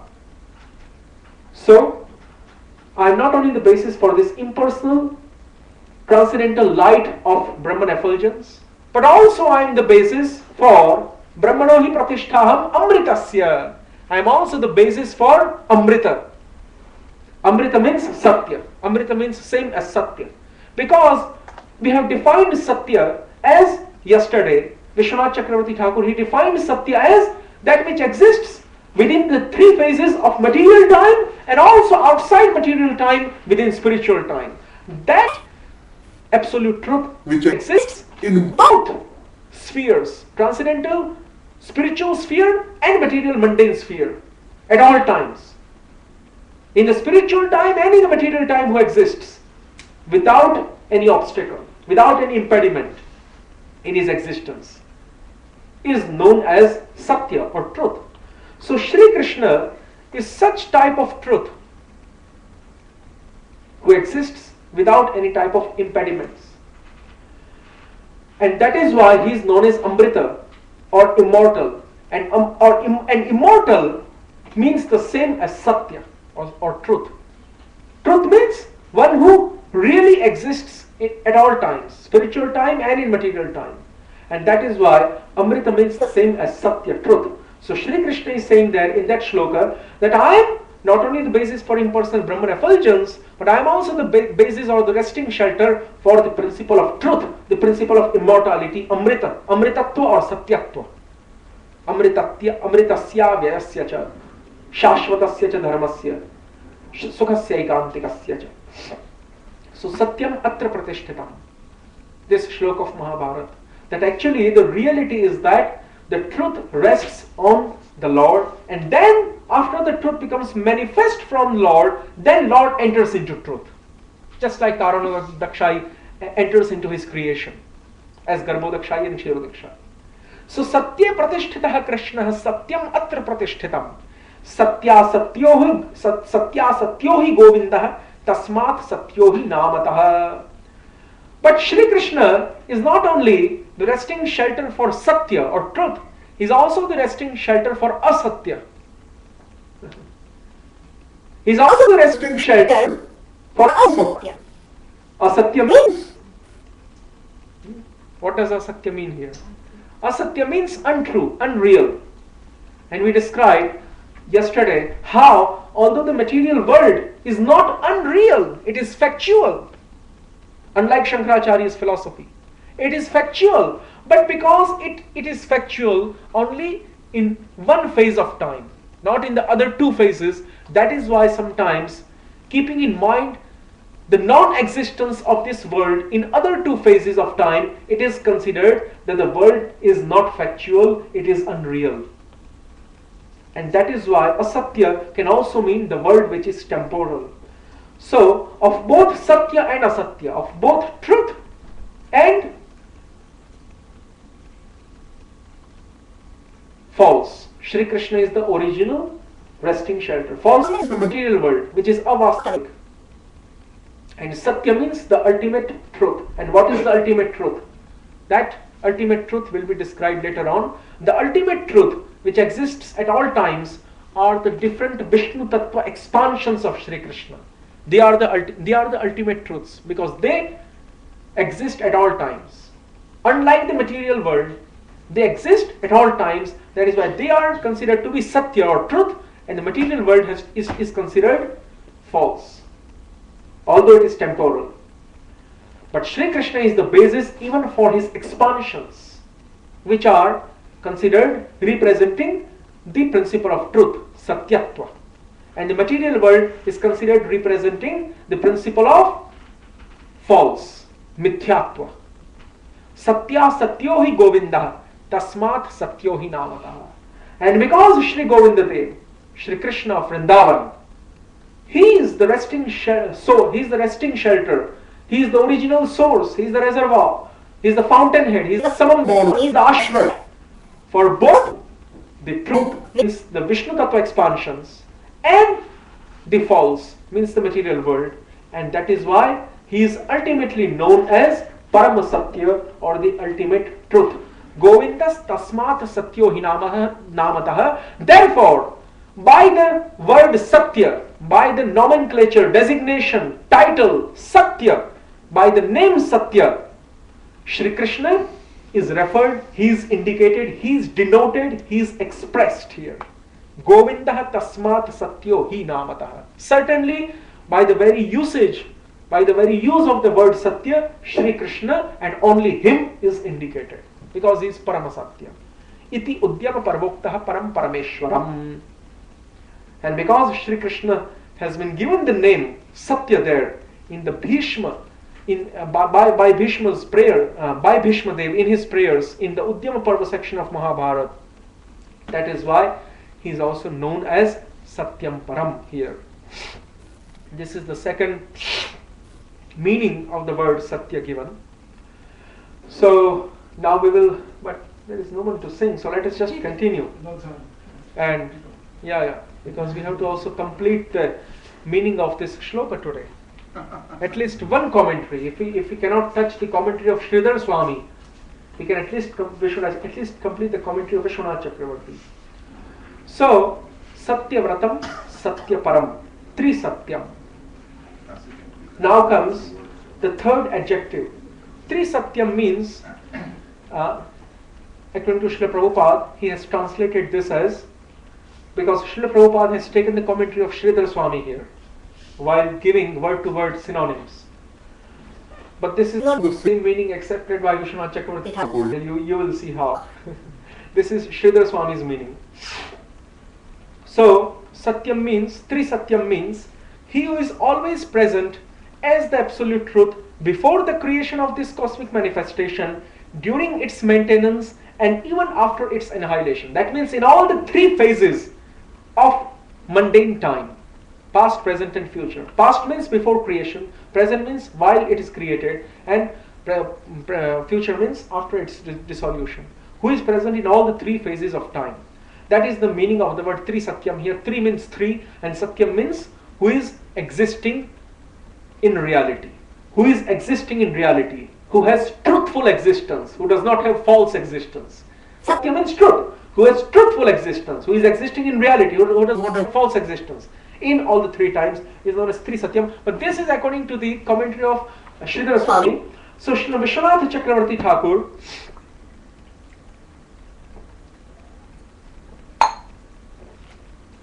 he is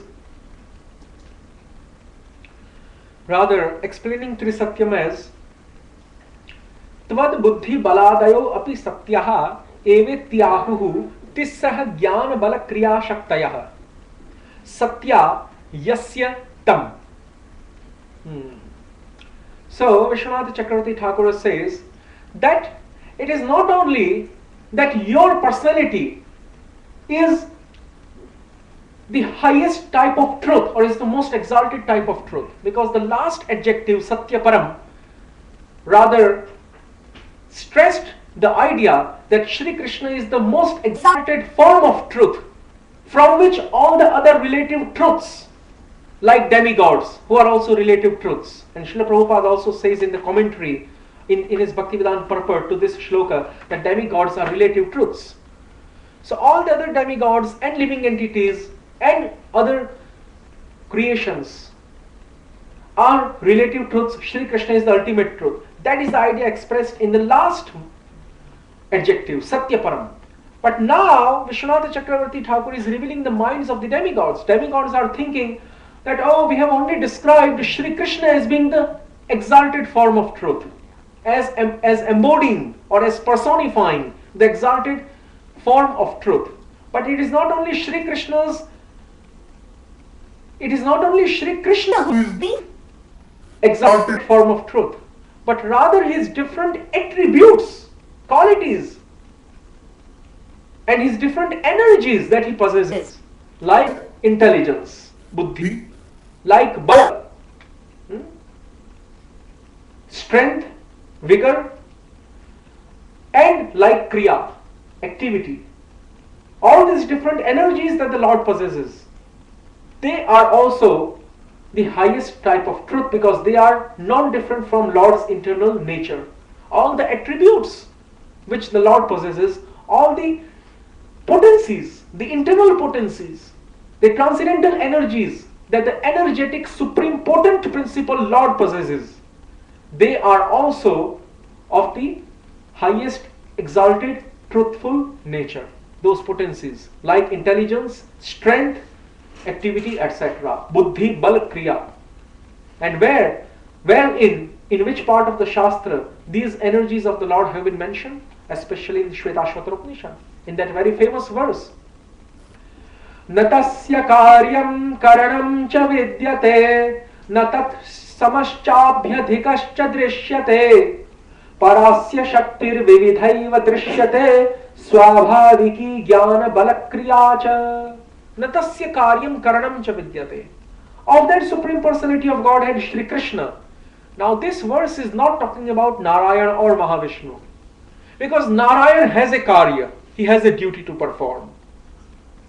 Vishnu, Karanadakshayi Vishnu has a duty to perform. Shri Krishna has no duty. And this shloka says that absolute truth who has no duty to perform. Natasya karyam. Now one can again raise an argumentative contention to refute this proposition and say that no, even Shri Krishna has a duty to perform. And what is that duty? Govind, no, that's not actually duty. That is the natural affection. Affection is not considered duty here. Affection is not. Duty means that duty. Even now one can argue that no. There is maintenance of the material world and the conditioned living entities. This is also a type of affection. Yes, that is also a type of affection. But that affection is very neutral affection. And that is why maintaining the material world is considered duty. Because that affection is very neutral, general affection. That is not so specific. And that is why. But now one can say that no. Shri Krishna, he also has many duties to perform. If you read the Govinda Lilamritam and other kavyas, other Leela Granthas, books written by our previous acharyas and Goswamis, depicting how Shri Krishna performs his, or how he displays his eightfold pastimes, Ashtayama Leela, Ashtakaliya Leela, throughout the 8 parts of the day, Ashtaprahar, in the eternal pastimes of Golok Vrindavan. Then we see that between 6 a.m. to 9 a.m. every day in Golok Vrindavan, between 6 a.m. to 9 a.m., that is known as Pratah Kalin Leela. Nishant Leela, then comes Pratah Kalin Leela. So, Pratah Kalin Leela, between 6 a.m. to 9 a.m., morning pastimes. What does the Lord do? He goes there being ordered by Yashoda. And Nand Maharaj, he goes there in the cow shed to milk the cows. So is that not a duty? No. That is not considered duty here. What is the meaning of duty or karya here? Karya means duty. What is the meaning of duty here? The meaning of duty here is that duty which is in relation to the material world and to the material creation. That is to be considered duty here, karyam. Not the duty which is manifesting as affection for his devotees. Cows are also associates of the Lord in Shantarati. And Shri Krishna, he milks them. He reciprocates. He reciprocates the mellows of Shanta Rati with the cows of Golok Vrindavan. The cows of Golok Vrindavan are in Shanta Rati, but at the same time cows of Golok Vrindavan are also displaying Vatsalya Rati. So Shri Krishna, when he milks the cows, they fond Shri Krishna, they lick his transcendental body in maternal affection, and they display their maternal affection. So that is why it is not actually considered duty. That activity in which the performer of duty receives affection and also gives affection to whom he has duty is actually not considered duty. It is actually considered a pastime, lila. It is not considered karya or a prescribed duty or like a mechanical duty or a mechanical job or service. No. This mechanical job or service or duty for the Lord is only when the Lord acts in relation to the material world. And so when the Lord acts in the relation to the material world, that is actually known as karya or duty. That milking the cows and other activities and grazing the cows, etc., are not known as duties, because those activities are full of reciprocations of love, and that is why they are not to be considered duties here. So natasya karya, one who does not have any activity any duty to perform. Karma Dakshai Vishnu has duty, but Krishna has no duty. He only reciprocates by displaying loving pastimes, sportive dalliances with his different types of associates in his transcendental abode of Vrindavan. So natasya karyam karanam cha vidyate, natat samaschabhyate kaschadishyate. No one is higher to him, no one is equal to him. Even no one is higher to him. This expression denotes Shri Krishna actually, not even his expansions. No, even Balram is not higher to him, because Balram is Tadek Atma Rupa according to his ontological position is his Tadek Atma Rupa according to Laghu Bhagavatamritam of Rupa Goswami, and Krishna is Swayam Rupa. So Swayam Rupa and Tadek Atma Rupa although have no difference, but still Swayam Rupa is considered better. So actually Swayam Rupa Shri Krishna, whom even Tadek Atma Rupa, then what to speak of Prabhav Vilas, Vaibhav Vilas, first God Rupa, second God Rupa, and all the different incarnations and expansions, whom even Tadek Atma Rupa cannot equal. Even Tadek Atma Rupa Balram, although he is same as Swayam Bhagavan Krishna, no difference, but still he feels himself as servant of the Lord. And this is mentioned in the 5th chapter of the Adi Leela of Chaitanya Charitamrita, and also in the 1st chapter of the Adi Khanda of Chaitanya Bhagavat, that although Balram of Vrindavan, he is not an expansion of Krishna, and he is not even an incarnation of Krishna. He is Krishna himself, Swayam Bhagavan, but assuming a different complexion and slightly different form. Swayam Bhagavan, assuming slightly different form and complexion from Swayam Rupa, is known as Tadek Atma Rupa Balram. But even though he is Swayam Bhagavan, one type of Swayam Bhagavan, but still he feels that he is servant of Swayam Rupa Shri Krishna, who is another type of Swayam Bhagavan. Yes, and that is why, what to speak of other expansions and incarnations, Prabhu Vilas, Vaibhav Vilas, and other, sixfold incarnations like Purusha Avatar, Yuga Avatar, Leela Avatar, etc. Even the Tadek Atma Swarupa Shri Balram feels himself as servitor of Shri Krishna, and that is why actually Shri Krishna is the only one who cannot be excelled or who cannot be equaled, who can never be made parallel even by Balram. Even Balram cannot equal him because of this mood of servitor. That is why Krishnadas Kaviraj says Ekale Ishwara Krishna Arasava Bhritya. Krishnadas Kaviraj does not say this statement while showing the difference between Krishna and the demigods, or while showing the difference between Krishna and Narayan. He says this shloka while showing the difference between Krishna and Balram. If you will recall that part of Chaitanya Charitamrita. Yes. Tadek Atma Rupa is one type of Swayam Bhagavan. But still, even that Tadek Atma Rupa type of Swayam Bhagavan cannot be considered fully equal to the Swayam Rupa type of Swayam Bhagavan. And that is the Vrindavan Vihari Krishna. And Tadek Atma Rupa type of Swayam Bhagavan is Balram of Vrindavan. Balram of Vrindavan also feels himself as ultimately the servant of Shri Krishna of Vrindavan. And that is why only Shri Krishna, Ekale Ishvara Krishna Arasabhavritya. That is why only Shri Krishna is known as Natat Samaschabhyati Kascha Drishyate Parasya Shaktir Vividhaiva Shruyate Swabhaviki Jnana Bala Kriyacha Parasya Shaktir. And this Shri Krishna has many transcendental potencies, not Apara Shakti, not inferior, transcendental potencies. Parashakti, Parasya Shaktir, and those transcendental potencies are full of varieties. Are full of varieties. And they are innate to his nature. They are not imposed in him. They are innate part of his nature. Swabhaviki Shakti. Parasya Shakti Vividhaiva Shruyate. Those inconceivable potencies are transcendental, para. They are Swabhaviki, innate to him. And they are Vividha. They are full of varieties. Parasya Shakti Vividhaiva Shruyate Swabhaviki Jnana Bala Kriyacha. And what are these three potencies? Jnana Shakti, Bala Shakti and Kriya Shakti. Jnana Shakti means the potency of knowledge. Samvit, same as Samvit, which corresponds to a Chit aspect of Lord's nature. Samvit, or cognition.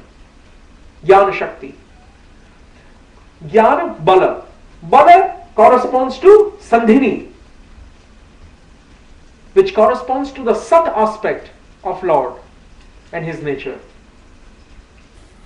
And Kriya corresponds to Ahladini Shakti, which corresponds to the Ananda aspect of the Lord. Sat Chit Anand. So Jnana means Samvit or Chit. Bala means Sandhini or Sat. And Kriya means Ahladini or Anand. How? Anand means pleasure. And Ahladini means one who gives pleasure. That potency, Ahladini Shakti. And how Kriya means the same as Ahladini? Shruti uses different terminology for describing the same thing, and Smriti uses different terminology. Vishnu Puran is Smriti and Shvetashvatar Upanishad is Shruti. Because Shvetashvatar Upanishad is part of Veda, it is Shruti. And Vishnu Puran is part of the Purana section, it is Smriti. Smriti says, Vishnu Purana says, Hladini Sandhini Samvit Tvayeka Sarva Samsthitau Hladatapakari Mishra Varjute. Parashar Muni is telling this shloka to Maitreya in Vishnu Puran. Hladini Sandhini Samvit. In you, O Lord, all the three internal potencies rest. Tvayeka Sarva Samsthitau. All these, not only these potencies, actually transcendental internal potency is manifold. But the three divisions are the main. The three divisions, Sandhini, Samvit and Ahladini, they are the main divisions of transcendental internal potency. Antaranga Shakti, Swarupa Shakti also known as sometimes. But this transcendental internal Swarupa Shakti, Antaranga Shakti of Shri Krishna has three main divisions, but it has innumerable divisions. But the three are the main. Hladini, Sandhini and Samvit. So these Hladini, Sandhini and Samvit, not only these three divisions of internal potency rest upon you, but all the other divisions also. That is why Sarva Samsthitau. Sarva means all the divisions, which are counted or not counted, which are named or not named. All the different categories and subdivisions of internal potency, which are named in the Shastra or not named so far in the Shastra, because of their innumerable quantity. They are all resting on you. Sarva samsthitau. Samsthitau. Sthitau means they are resting, and sam means samyak prakarena sthitau. It is samsthitau. Samyak prakarena sthitau. It is samsthitau. Sam means samyak. Samyak prakar. Sam means perfectly. Samyak means perfectly. Sam is indicating samyak here. The prefix sam, the upsarga sam, is indicating samyak here, and samyak means perfect, and sthitau means situated, and sarva means all. Those denominations of internal potency which are named or not named. Three denominations are the major denominations, Hladini, Sandhini and Samvit. But there are other denominations, innumerable, which are not named. But they are all, sarva means all. The all denominations of internal potency. They perfectly samsthitau. Sarva samsthitau. They are perfectly situated within you. They rest on you. They lie on you who are the ultimate shelter of the internal potency. And not only the ultimate shelter of internal potency, but also of external and marginal. Apariyamitastvanyam prakritim viddhi me param. Jiva bhutam mahabahu yedam dharyate jagat. 7th chapter of Bhagavad Gita. Bhumirapo nalo vayu khammano buddhirevacha ahankara iti yamme bhinna prakriti rashtada. External potency also rests upon Krishna. 5 gross elements and 3 subtle. Marginal potency, living entity, also rests upon him. Aparayamitastvanyam mayadhyakshena prakritihi suyate sacharacharam. Very famous verses of Gita. And also the internal potency. Hladini sandhini samvit tvayeka sarva samsthitau. Hladataapakari mishra tvaino gunavarjite. So, because of this, because Shruti and Smriti. Now, Smriti or Vishnu Purana says Ahladini, and Shruti says, the Upanishad, the Veda says Kriya, Swabhaviki Jnana Bala Kriyaja. But Kriya means the same as Ahladini. How? Ahladini means pleasure-giving potency of Shri Krishna, and Srimati Radharani is the original embodiment, the most original, primeval personification or embodiment of Ahladini Shakti. Ahladini Shakti or pleasure-giving potency, when assumes some particular shape, form, texture, size, volume, density and velocity, that becomes known as Srimati Radhika. And nature and complexion. When the Ahladini Shakti assumes some physical appearance, countenance, form, nature and complexion, she is known as Radhika. So Srimati Radhika, who is Ahladini Shakti, and what is the function of Ahladini Shakti? The function of Ahladini Shakti is to give pleasure both to Krishna and to his devotees. This is the function of Ahladini Shakti. Not to give pleasure to the conditioned living entities. No, that's not the function of Ahladini Shakti. That's the function of Hlad Shakti found within the external potency. External potency also has 3 divisions. Hlad Shakti, Tapakari Shakti and Mishra Shakti. That's the second line of this verse quoted from Vishnu Purana. Hladini sandhini sambit tvayeka sarva samsthitau. Hlad tapakari mishra tvaino gunavarjite. Hlad Shakti comes from the mundane mode of goodness. Tapakari Shakti comes from the mundane mode of ignorance. And Mishra Shakti comes from the mundane mode of passion. So even the material, external potency of Shri Krishna can give pleasure. So that pleasure which is experienced within the material world, when the senses come into contact with their sense objects, 2nd chapter of Bhagavad Gita, Matra Sparshastu Kaunteya, Shitoshna Sukha Dukkhadaha, Agama Paino Anityastam Stitikshasva Bharata. When the senses come into contact with sense objects, then material pleasure is experienced, is felt by the living entity within this material world who is conditioned, who considers himself Lord of the material nature, who considers himself the master of his senses. Does not consider Hrishikesh to be the master of his senses. He considers himself. So this living entity who is averse to the Lord, he enjoys the sense pleasure. And from where this pleasure comes? From the mundane mode of goodness. Mundane mode of goodness, Prakrit Satogun. Prakrit Satogun. Prakrit means mundane. Mundane mode of goodness has a special faculty known as Hlad potency, Hlad Shakti. And this Hlad Shakti gives material pleasure in the material world to the conditioned living entities. And then the mode of passion has another faculty known as Mishra Shakti. Mishra Shakti.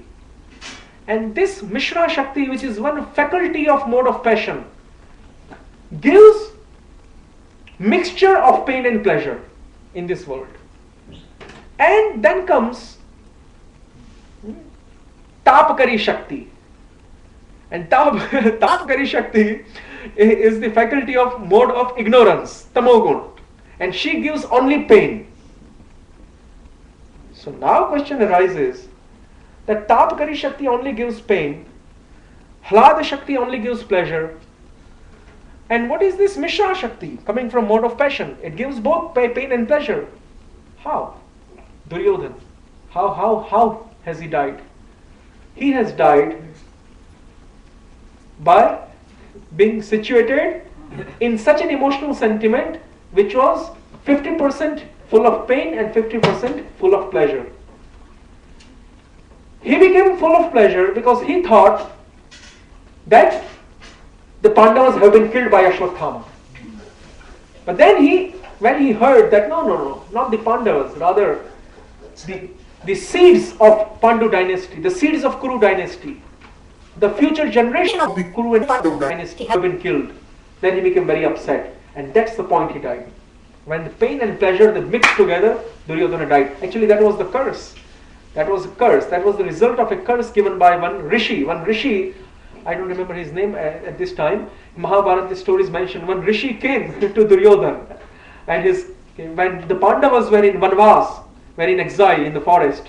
At that time, one sage came, and he met Duryodhana, and he tried to correct Duryodhana and his behavior.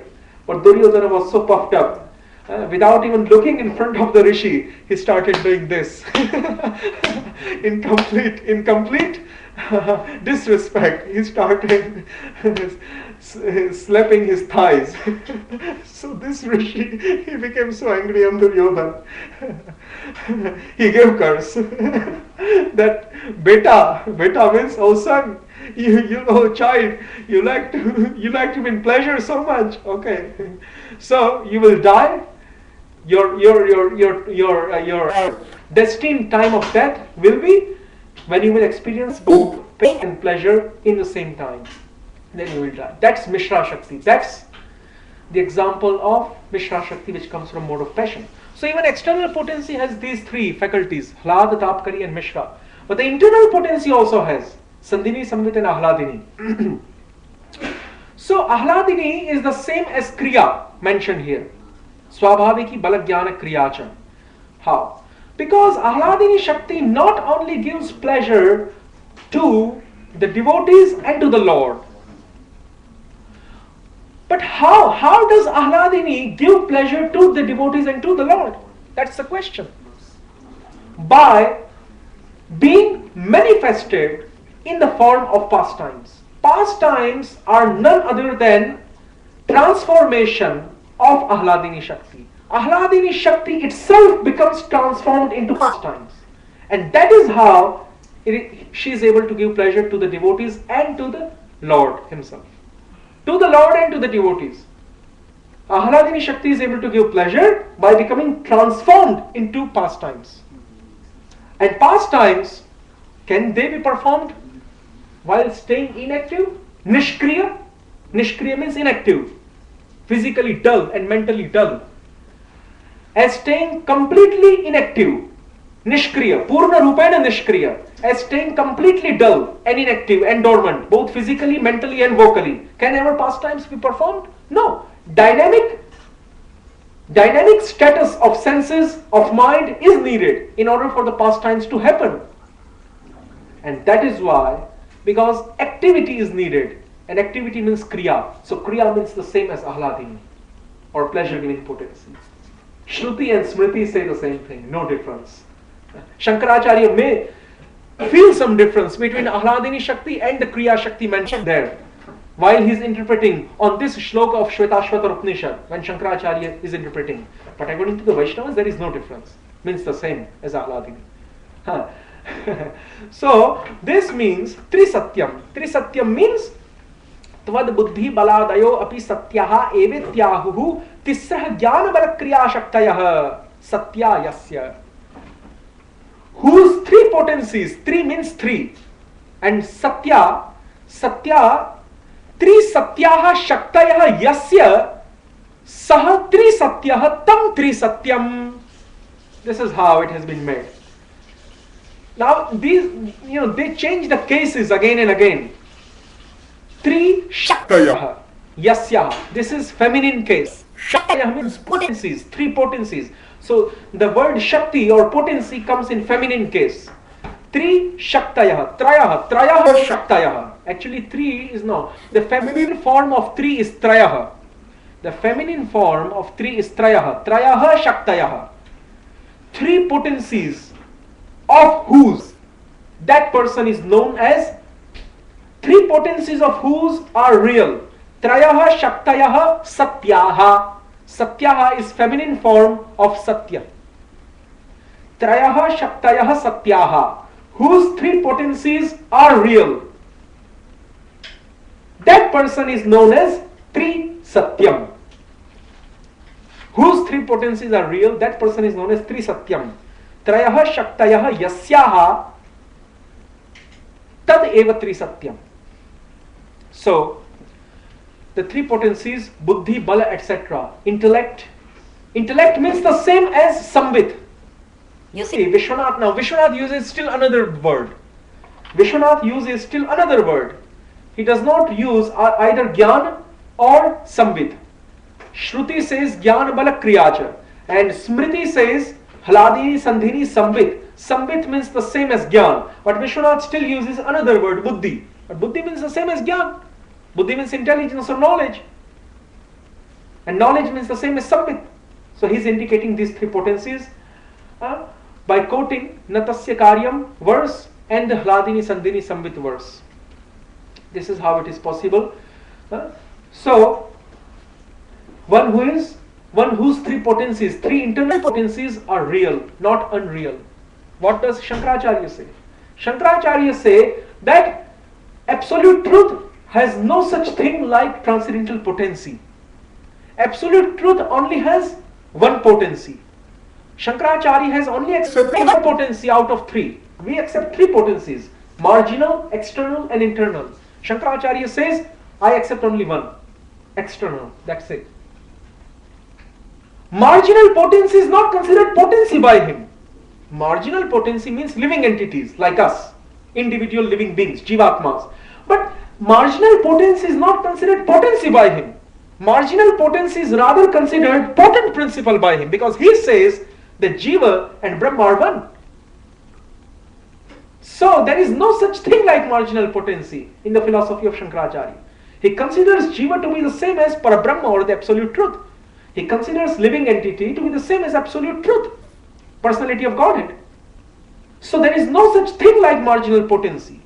Marginal potency or the living entities, they are themselves the potent principle, absolute truth. They are not potencies. Brahma Satyam Jagan Mithya Jivo Brahmaiva Napara, that famous shlok of Shankaracharya's philosophy, which summarizes the whole philosophy of Mayavad. That shloka summarizes the whole philosophy of Mayavad in just one statement. So marginal potency is not considered potency by Shankaracharya, it is rather considered absolute truth itself, potent principle. And there is no such thing like internal potency. He does not accept the name, form, qualities, pastimes, and the personal form of the Lord to be real. So there is no such thing like internal potency, because internal potency is the cause of transcendental name, form, qualities and pastimes of the Lord. But Shankaracharya says that transcendental name, form, qualities, pastimes of the Lord, they are not at all existing, and even if they are existing, that is just mithya. It is appearing as if they are existing, but they are not really existing. It is abhas, it is illusion. So internal potency he does not accept. Marginal potency he does not accept as potency, he accepts as potent.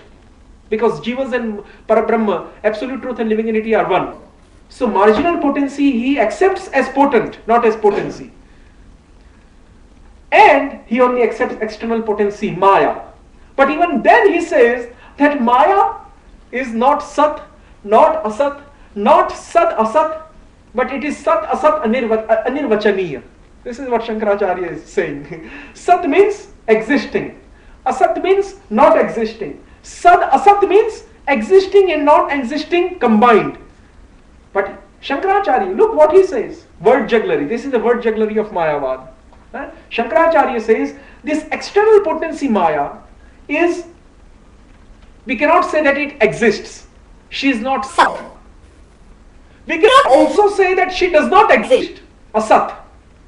We cannot even say that she exists and not exist simultaneously. Sad Asat. She is different from all the three. That means she does not exist. If you say she does not exist, Sat. If you say she exists, if you say that she is not Asat, or the one who is not existing, if you say that she is not Sat, or the one who is existing, if you say she is not Sat Asat, the mixture of existing and non-existing, but if you say she's something else. That means you really are not trying to accept the existence by this word jugglery. So even the existence, and then Shankaracharya comes out very clearly. She says that no, even external potency is just an illusion. It is not reality. That is also mithya. So external, internal and marginal, all are considered mithya here. Yeah, all are considered mithya by Shankaracharya. But the demigods are trying to refute this idea in their prayer. They are saying that Trayaha Shaktayaha Satyaha Yasya Tam Trisatyam, whose threefold internal potencies are real, unto that Trisatyam, unto that truth who appears in threefold diversities of Hladini, Sandhini and Samvit, we bow down. Then Satyasya Yonim. What does Satyasya Yonim? That's the next adjective. Satyasya Yonim. Satyasya Yonim, Srila Prabhupada has given now the meaning that Vishwanath has given. Now he has not given the meaning that Sridhar Swami has given in the word-to-word synonym. So Prabhupada also changes sometimes. Sometimes he takes the Sridhar Swami's meaning, sometimes Vishwanath's meaning. Satyasya means of all relative truths which are emanations from the absolute truth, Shri Krishna. He is the ultimate cause, Yonim. Yonim means cause. Actually, the word Yonim refers to that female reproductive organ from where the child progeny comes out at the time of birth. But Yonim, that is the most external meaning of the word Yonim. The subtle meaning of the word Yonim is the source or the cause of manifestation. That is what we mean by Yonim here. So, Satyasya Yonim. Yonim means cause. Cause of truth. Satyasya. Cause of truth. Shri Krishna, you are the cause of truth. Satyasya Yonim. The word Satya is taken here in the sixth case, Sambandha Vibhakti. Because in the sixth case, Satyam becomes transformed into Satyasya. That Satyasya form is the sixth case form here.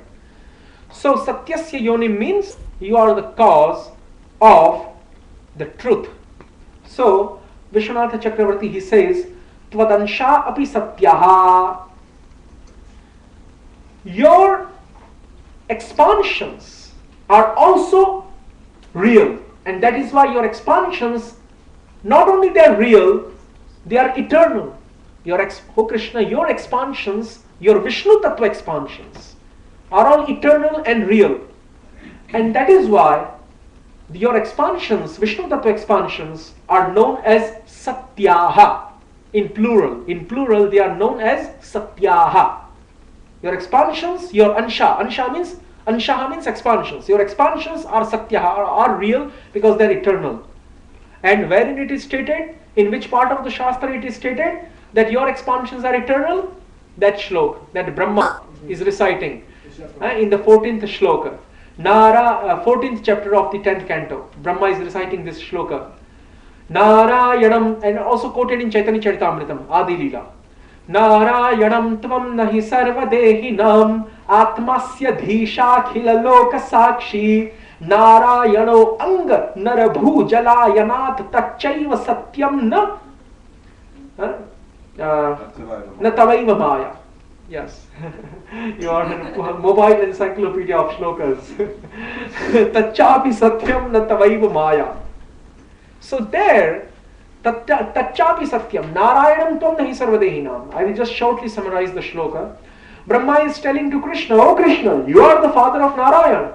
And Krishnadas Kaviraj Goswami gives a very graphic, dynamic and esoteric explanation of this shloka in Bengali verses in Chaitanya Charitamrita Adi Leela. Krishnadas Kaviraj says that Krishna became puzzled and he started thinking, Ami to Gopakumar. This is Bengali. Ami to Gopakumar. I am just a mere cowherd lad, making the cows graze in the dense groves of Vrindavan, and how he is considering me to be the father of even Narayan. So he asks Brahma, no, I am not father of Narayan. Brahma says, no, you are the father of Narayan. Krishna, who is of 7 years of age and who has taken this yogurt in his hand, on his palm top, he has taken little yogurt, and on the left palm of the left hand he has taken the yogurt, and the right hand he is making it rest on the cane, on the bamboo cane. So this Shri Krishna, who is standing like this and who is of the 7 years of age, he is being prayed by Brahma, but because the Yoga Maya has covered the knowledge of Krishna, and Krishna is not thinking himself to be the personality of Godhead Narayana or to be the father of Narayana. So Krishna is taking himself to be just a small boy of 7 years, and he is arguing with Brahma. He says, no, I cannot be the father of Brahma. I cannot be the father of Narayana. So then, in that verse, in the last part, Brahma says, Atmasya dhisha khilaloka sakshi Narayano anga narabhu jalayanat tachaiva satyam na tavaiva maya. Tachapi satyam na tavaiva maya. And all the other different expansions, you are not only the source of Narayan. Source means yoni, cause. Yoni, cause. You are not only the source for Narayana, you are also the source of all the different expansions of Narayana and Kshirodakshai Vishnu. And all those different expansions, Tachapi Satyam, they are all Satya, they are all eternal, they are all beyond the three modes of material nature. Unlike Shankaracharya says that all the personal forms of Narayana and his expansions are the mixtures of mode of goodness with the transcendence. When the transcendence becomes adulterated by the mixture of mode of goodness, mundane mode of goodness, then it becomes turned into the personal forms in the forms of Vishnu Tattva expansions. But no. Here that Brahma is saying that Chapi Satyam na Tavaiva Maya. All your expansions, not only you, but all your expansions are also transcendental from the three modes of material nature. Na Tavaiva Maya. They are not your external potency. They are not the products of your external potency, Mahamaya. They are rather transcendental and eternal, Satya. Satyapi, Tachapi Satyam na Tavaiva Maya. And that is why, because Brahma has considered all the Vishnu Tattva expansions of the Lord to be Satyam, to be eternally existing and transcendental, that is why the word here, the word Satyasya here, means all the expansions of Lord Krishna who are transcendental and eternal, Satya, and who are really factually existing, Satya. Tvadansha api Satyaha, your expansions are Satya. And this has been corroborated by that shloka, Narayanam Tvam Nahi Sarvadehinam. Ityahuhu Satyasya, and you are the cause for all different Vishnu Tattva expansions who are also Satya. You are Param Satya, you are the Absolute, but you are the cause of other truths, which are your expansions and incarnations. And if you will refer to the Madhvacharya's commentary on the first shloka of Ishavasya Upanishad, the first invocation mantra of Ishavasya Upanishad, Ishopanishad, Madhvacharya writes while explaining Om Purnamadaha Purnamidam Purnat Purnamudachyate Purnasya Purnamadaya Purnameva Vashishyate Om. While explaining this verse, Madhvacharya says that Purnamadaha Purnamidam, that complete whole comes out from the complete whole. There are many different complete holes. Many different complete holes, they come out from one single complete hole. And even though many different complete holes, they come out or they emanate from one single complete hole, still that one original single complete whole, Purna Tattva, remains complete. Even though many complete holes are taken out from him. Normally, when you subtract something in this material world, the subtracted item becomes decreased or reduced in size. Subtracted item also becomes reduced, and from which they are subtracted, the original item, that also becomes reduced. Both become reduced. But here, the difference in transcendental, inconceivable nature, what's the difference? The difference is those which are subtracted, those expansions which are taken out from Shri Krishna, which are subtracted from Shri Krishna, they are also complete. They also do not become reduced in size or in potency. And Shri Krishna himself, from which they are subtracted, he also does not become reduced in size. Both are complete. Now one can say, no. The other expansions like Ram, Narsingh, Matsya, Kurma, etc., they do not have the four types of sweetnesses. Chaturdha Madhuri Stasya Vraja Eva Virajate. The Venu Madhuri, Rup Madhuri, etc. No, but that's not what we mean here. Because Rupa Goswami clarifies in Bhakti Rasamrita Sindhu, Siddhantatastva bhedepi Shrisha Krishna Swarupayaho Rasenot Krishyate Rupam Krishna Mesha Rasasthitihi. That the difference between Krishna and Narayan and between Krishna and other Vishnu Tattva expansions, what is the difference? The difference is not in their power, in their opulence, in their majesty, in their power. The difference is only in their Rasa Swarupa. In their Rasa Swarupa. And other expansions, if Krishna desires, they can also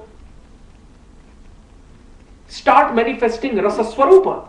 But they do not start manifesting this Rasa Swarupa because Krishna does not want it like that. He wants that the full Rasa Swarupa should only become manifest in him, in his personality, not in other forms of his expansions. That is why other expansions, they cannot manifest that Rasa Tattva. But they have a capability, they have capacity to do that.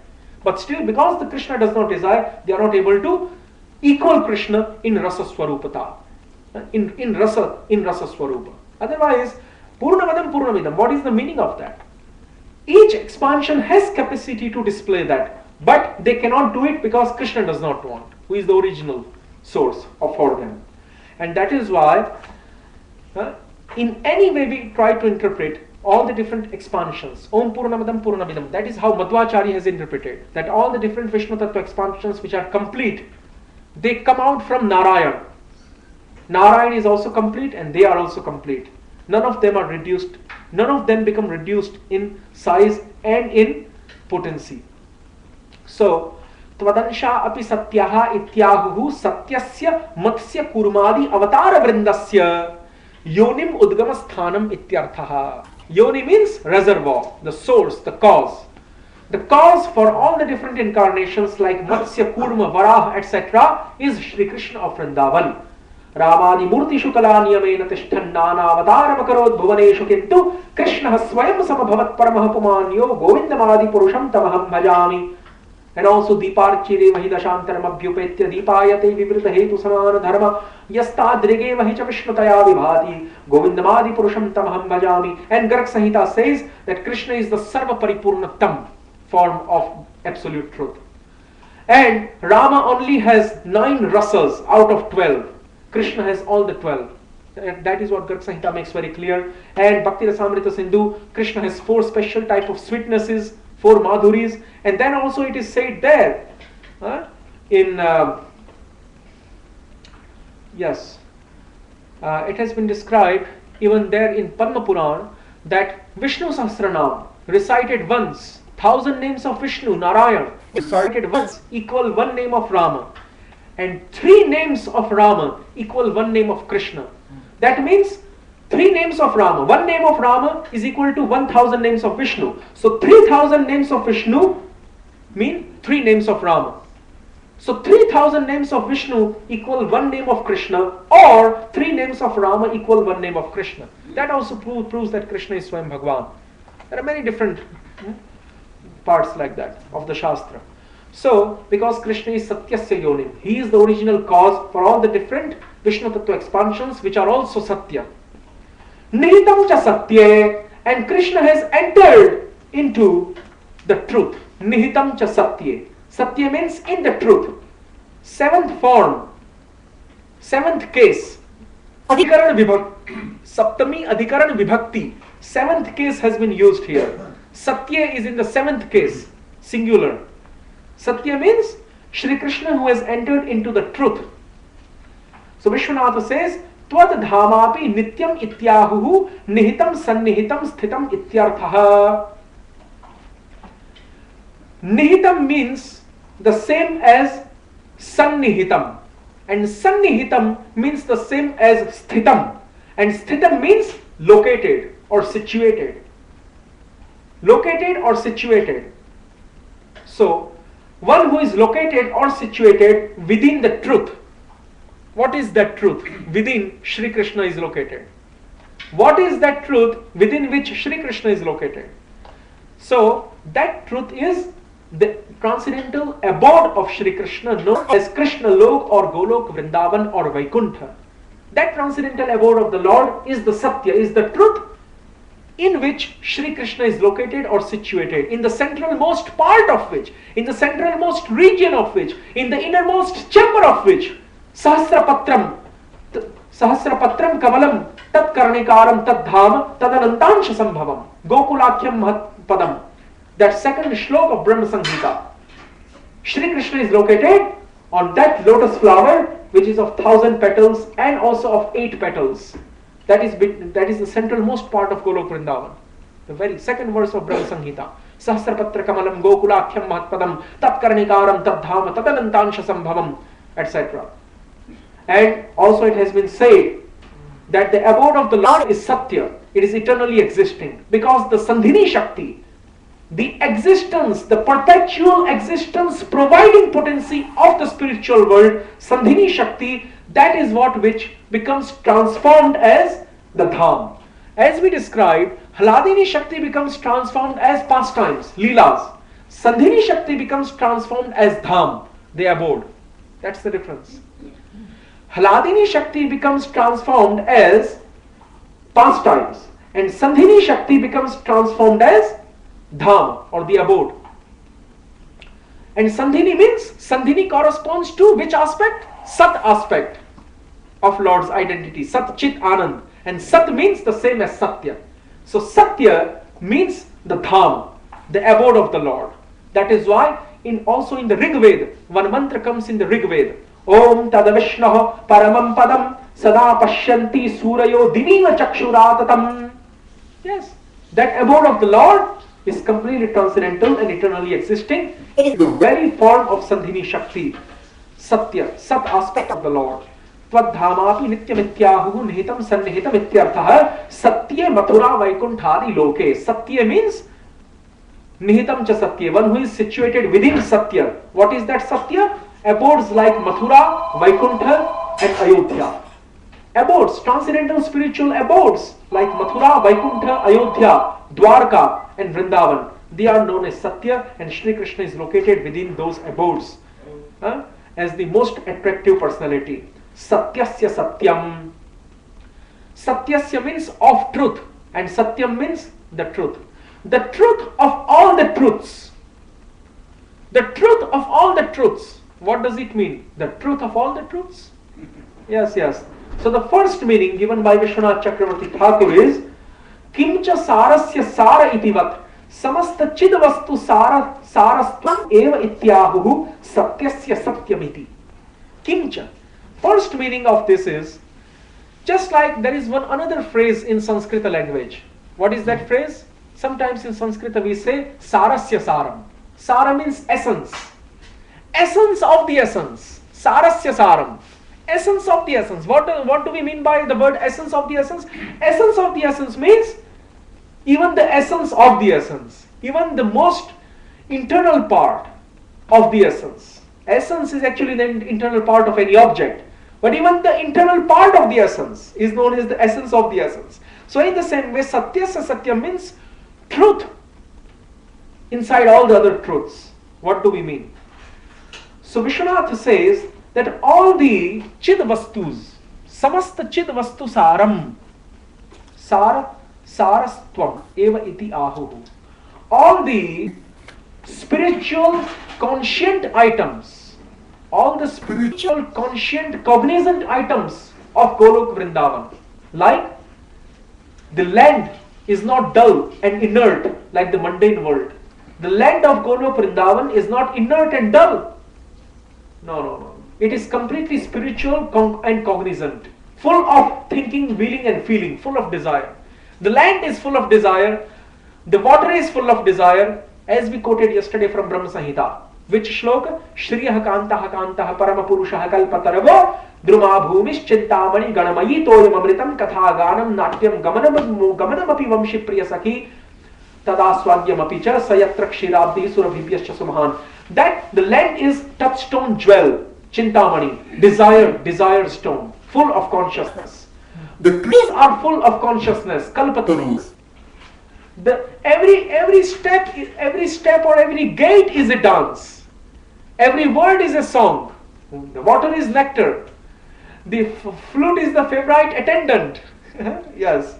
So that means that all the items of Golok Vrindavan or the spiritual world, whether trees or land or water or anything, they are all the spiritual items. They all have desires, thinking, willing and feeling. They are not dead as the material items. But Shri Krishna is the essence. He is the truth of all these transcendental spiritual items found in Golok Vrindavan. Shri Krishna is the truth of all these true items found in Golok Vrindavan. He is the essence of all these transcendental spiritual items of Golok Vrindavan. He is the essence. Without Shri Krishna, The land of Vrindavan cannot remain full of thinking, willing, feeling, desire and consciousness. Without Shri Krishna's presence, the water there, the trees there, the animals there, they will all lose, because after all, internal potency also depends upon Shri Krishna. Shri Krishna is the potent, he is the energetic, and all the three energies, all the three potencies, internal, marginal and external, depend on him. So the land of Vrindavan, the water of Vrindavan, everything, all the items of Vrindavan, they are internal potency, they are displays of internal potency, but even internal potency has to ultimately rest upon Shri Krishna. Without Shri Krishna, internal potency cannot be considered, cannot stay in its original state. Shri Krishna is the one who is the essence of internal potency, and that is why it is said that all the transcendental items, ingredients found in Golok Vrindavan, all the objects found there, the essence of all those objects is Krishna. And then the second meaning of Satyasya Satyam, we are about to end now. The second meaning of Satyasya Satyam, or the most true among all the truths, the most true among all the truths, that is what does Satyasya Satyam mean? Most true among all the truths. The second meaning is Yadva Satyasya Yatkimchit Kalavartino Mayika Prapanchasya Prakashakatvat Satyam Sarvakalavartinam. Satyasya here can mean the material world, Mayik Prapanch. Mayik Prapancha, or the material world, can also mean Satya here. Because after all, material world also exists as truthful reality for some time. And if not perpetually, if not eternally, material world exists for some time at least as true object, as reality. And that is why material world can be considered Satya here, or truth, or reality. And Shri Krishna, because he is the one who originates the material world, who illuminates the material world, who makes material world come into existence, that is why he is truth of the relative, he is the ultimate truth of the relative truth. The relative truth is the material world, and Shri Krishna, he is the ultimate truth. Because of him, the material world comes into existence. Whereas those items of the spiritual world, Golok Vrindavana, those items, those objects, whether animate objects or inanimate objects of Golok Vrindavana, like water, land, trees, etc., those are not to be considered relative truths. Those are ultimate truths, because they are displays of internal potency. But now we are talking about relative truth, which is the material world. But Shri Krishna, being ultimate truth, is the cause of relative truth. That is why it is considered, he is the truth of the truth. He is the truth of the relative truth, material world. Yadva. And even the Brihad Aranyaka Upanishad proves this. Brihad Aranyaka Upanishad, one mantra comes there. Chakshushas chakshuruta shrotrasya shrotram Annasyannam manaso ye mano viduhu. This is the mantra of Brihad Aranyaka Upanishad, which comes into Veda, which comes within the Veda. So Brihad Aranyaka Upanishad states that Shri, the Lord, the absolute truth, who is Shri Krishna, he is the eye of all the eyes. means he is the vision present within all the eyes. Chakshuhu chakshuscha chakshuruta. What does chakshusha chakshuruta mean? Eye of all the eyes, shrotrasya shrotram, ear of all the ears, annasya annam, grain of all the grains, food of all the foods. What does it mean? It means that Shri Krishna is present as vision in the eyes. He is present as the ability to hear within all ears.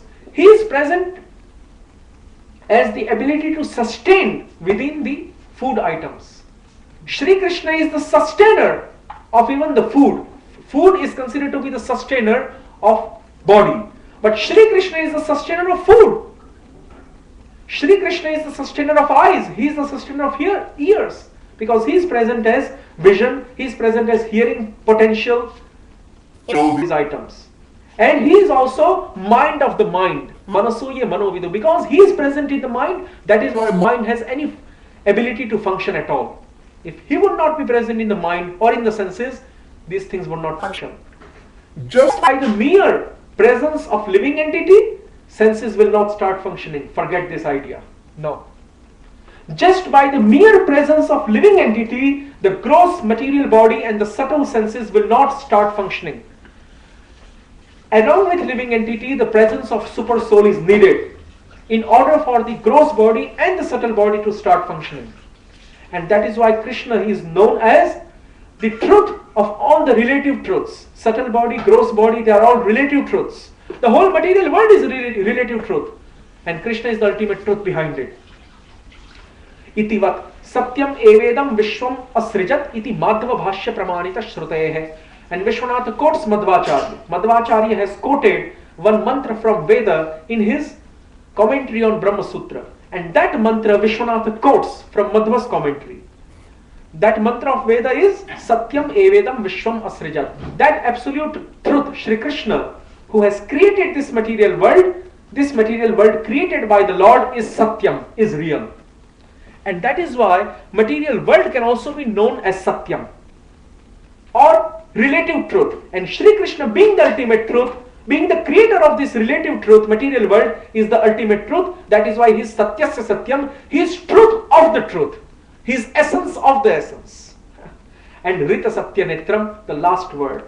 What does Rita Satya Netram mean? Rita Satya Netram means He Ritam, Nitya Satya Swarupam. Ritam means one who has eternal form. One who has eternally existing form. That is what we mean by Ritam. Rita Satya Netram. And Satyam Netram.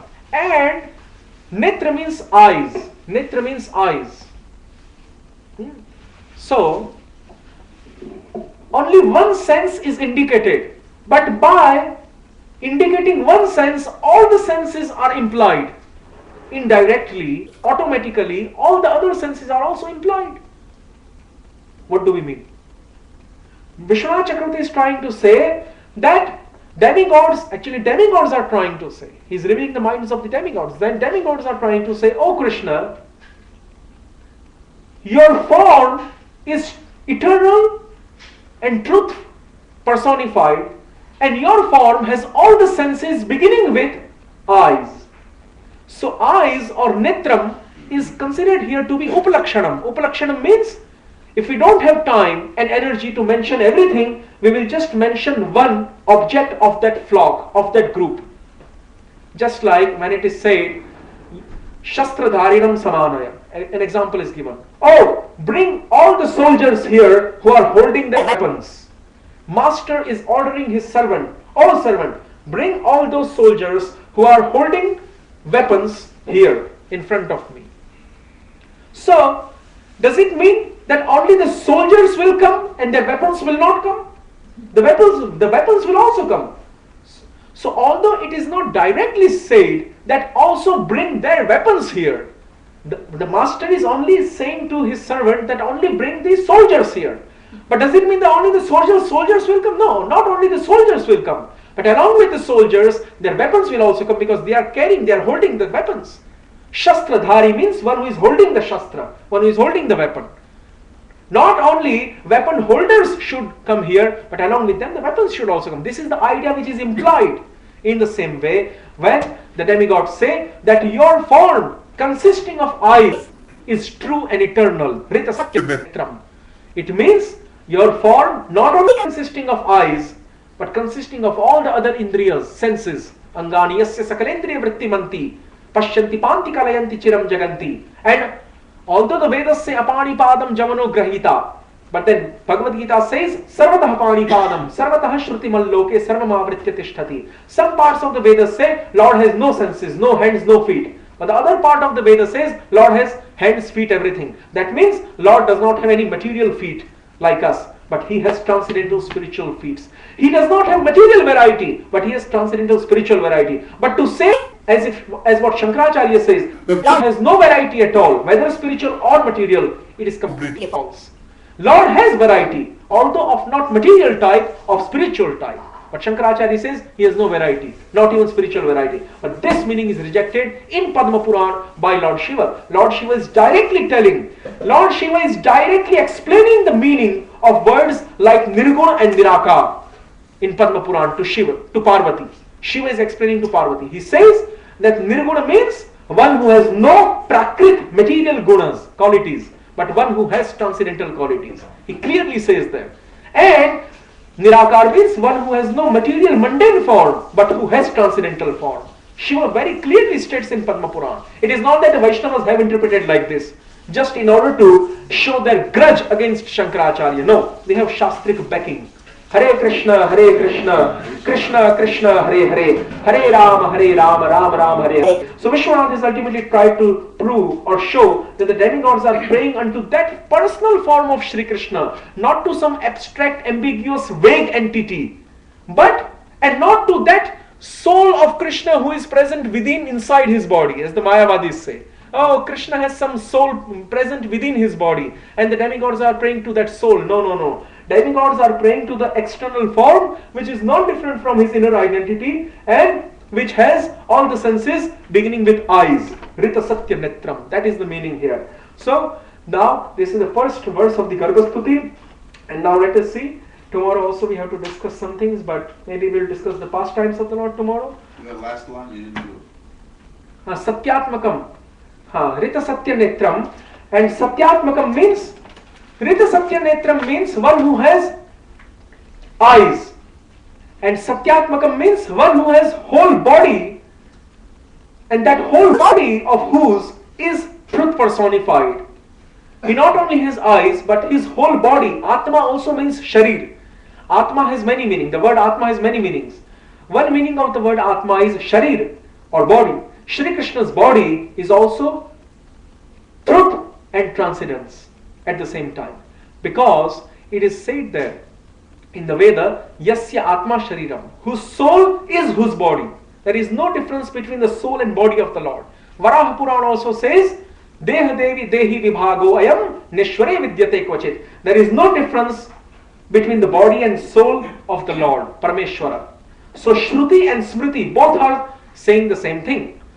Shruti, the Vedas are saying Yasya Atma Shariram, whose soul is whose body. No difference between his soul and his body. And Smriti, Puranas are also saying the same thing. That,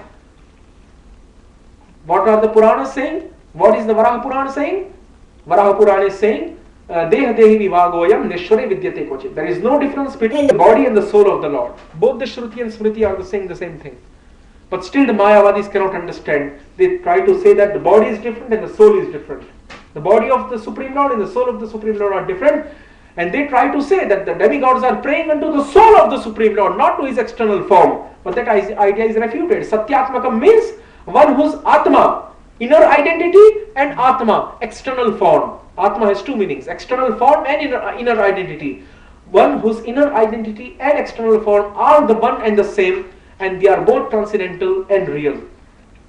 That is the meaning here. Hare Krishna, Krishna Krishna, Hare Hare, Hare Rama, Ram Ram, Hare Hare. Any questions? We will take it privately now. Does this Balaram has any duty? Who? Balaram. He also has no duty because he is Swayam Bhagwan. So he has no duty. Tomorrow at 1 o'clock. So tomorrow, One what? starting from 1 p.m. onwards, for 2 hours or 3 hours, we will have some Krishna Leela Katha, Bhagavad Katha we will have from 1 p.m. onwards tomorrow according to Eastern Standard Time of Florida. I am saying this because there are 3 viewers watching us right now on the conference. Hare Krishna. So you said Maya has only one Yes. phase of time. Yeah. You didn't say how we'll explain that, but Maya has only one phase of time. You said oh. doesn't it exists, but it doesn't have all 3 phases. Well, It only has presence. we are no, that we described yesterday. Greek too. We were not present. We described that the material world is not present before its creation, and the material world is also not present after its destruction. It is only present between creation and destruction. That is what we described yesterday. But material nature, which is the cause of the material world is grossly manifest. You can see it physically. But the material nature, which is subtle, which is the cause of the gross material world, the subtle material nature, she is present in all the 3 times. Even before the material world is created, and even after material world is destructed, the subtle form of material nature is present in all the stages. And that is why Baldev Vidyabhushan, he says in the very beginning of his Govinda Bhashya commentary on Brahma Sutra, that not only living entities and super soul are eternal, but the material nature is also eternal. But the material world is not eternal. Material nature is eternal, but the material world is not eternal. Material world is grossly manifest like this. But the material nature, even after the material world is annihilated and dissoluted, material nature still exists as subtle entity. That is never destroyed. So we were only talking about the prapanchik jagat, the manifest material world, not about the subtle matter here. Okay? Hare Krishna. Now what was the word for minimized? You said sudurlabha and then a minimized. You're not being Labhuta Krit. What? Moksha Laghutakrit. Moksha, labhu. Yeah. Moksha is to minimize. To demean or to minimize, right? Yes. Hare Krishna. Okay, that's it. It's a very short one. Okay. And it being deva.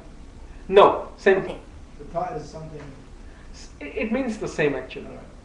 And then the 3, when you say Trivedya, You see, Deva is in masculine gender and Devata is in feminine gender.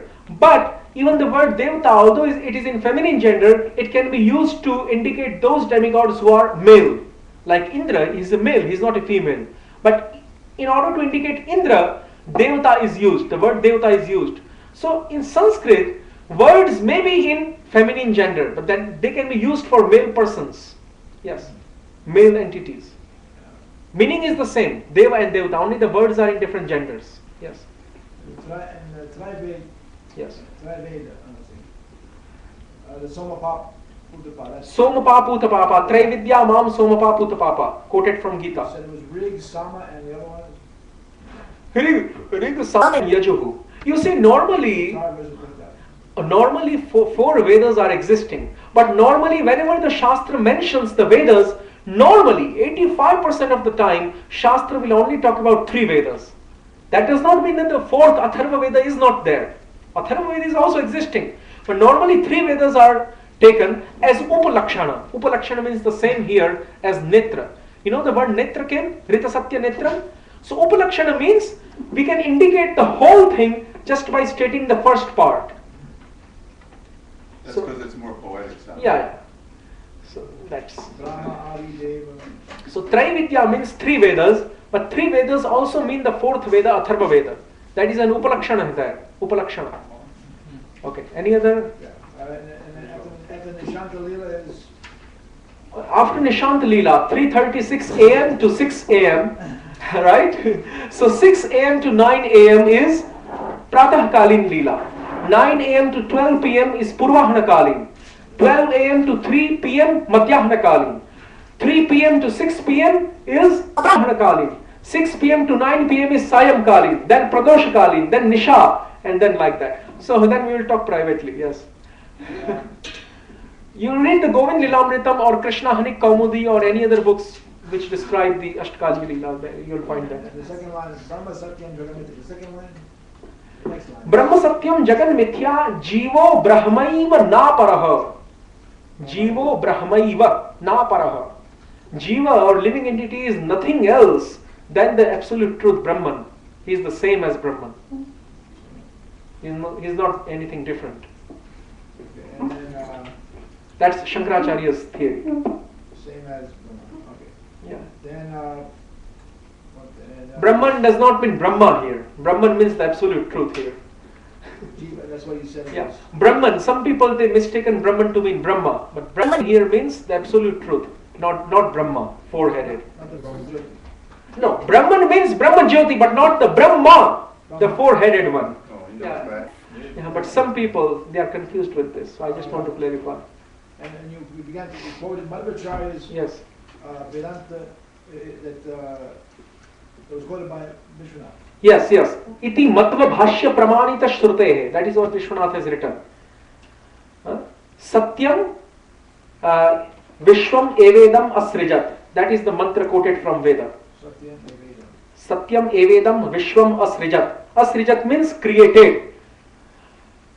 Absolute truth has created this world which is Satyam, which is real. This is what the Vedas are saying. Okay? Yeah. There's one time. Ah. We have a Western philosopher. Okay, that we'll talk privately, Western philosopher. They have to go, Prabhu, they have to go. Okay. Tomorrow is Mangala. Yeah, privately. Yeah. Okay, you have some patience. We'll talk just now after I get up from the Vyasasana. Yes, Hare Krishna. I will answer you, satisfy your thirsting queries and quench your thirst, satiate your thirst. Hare Krishna.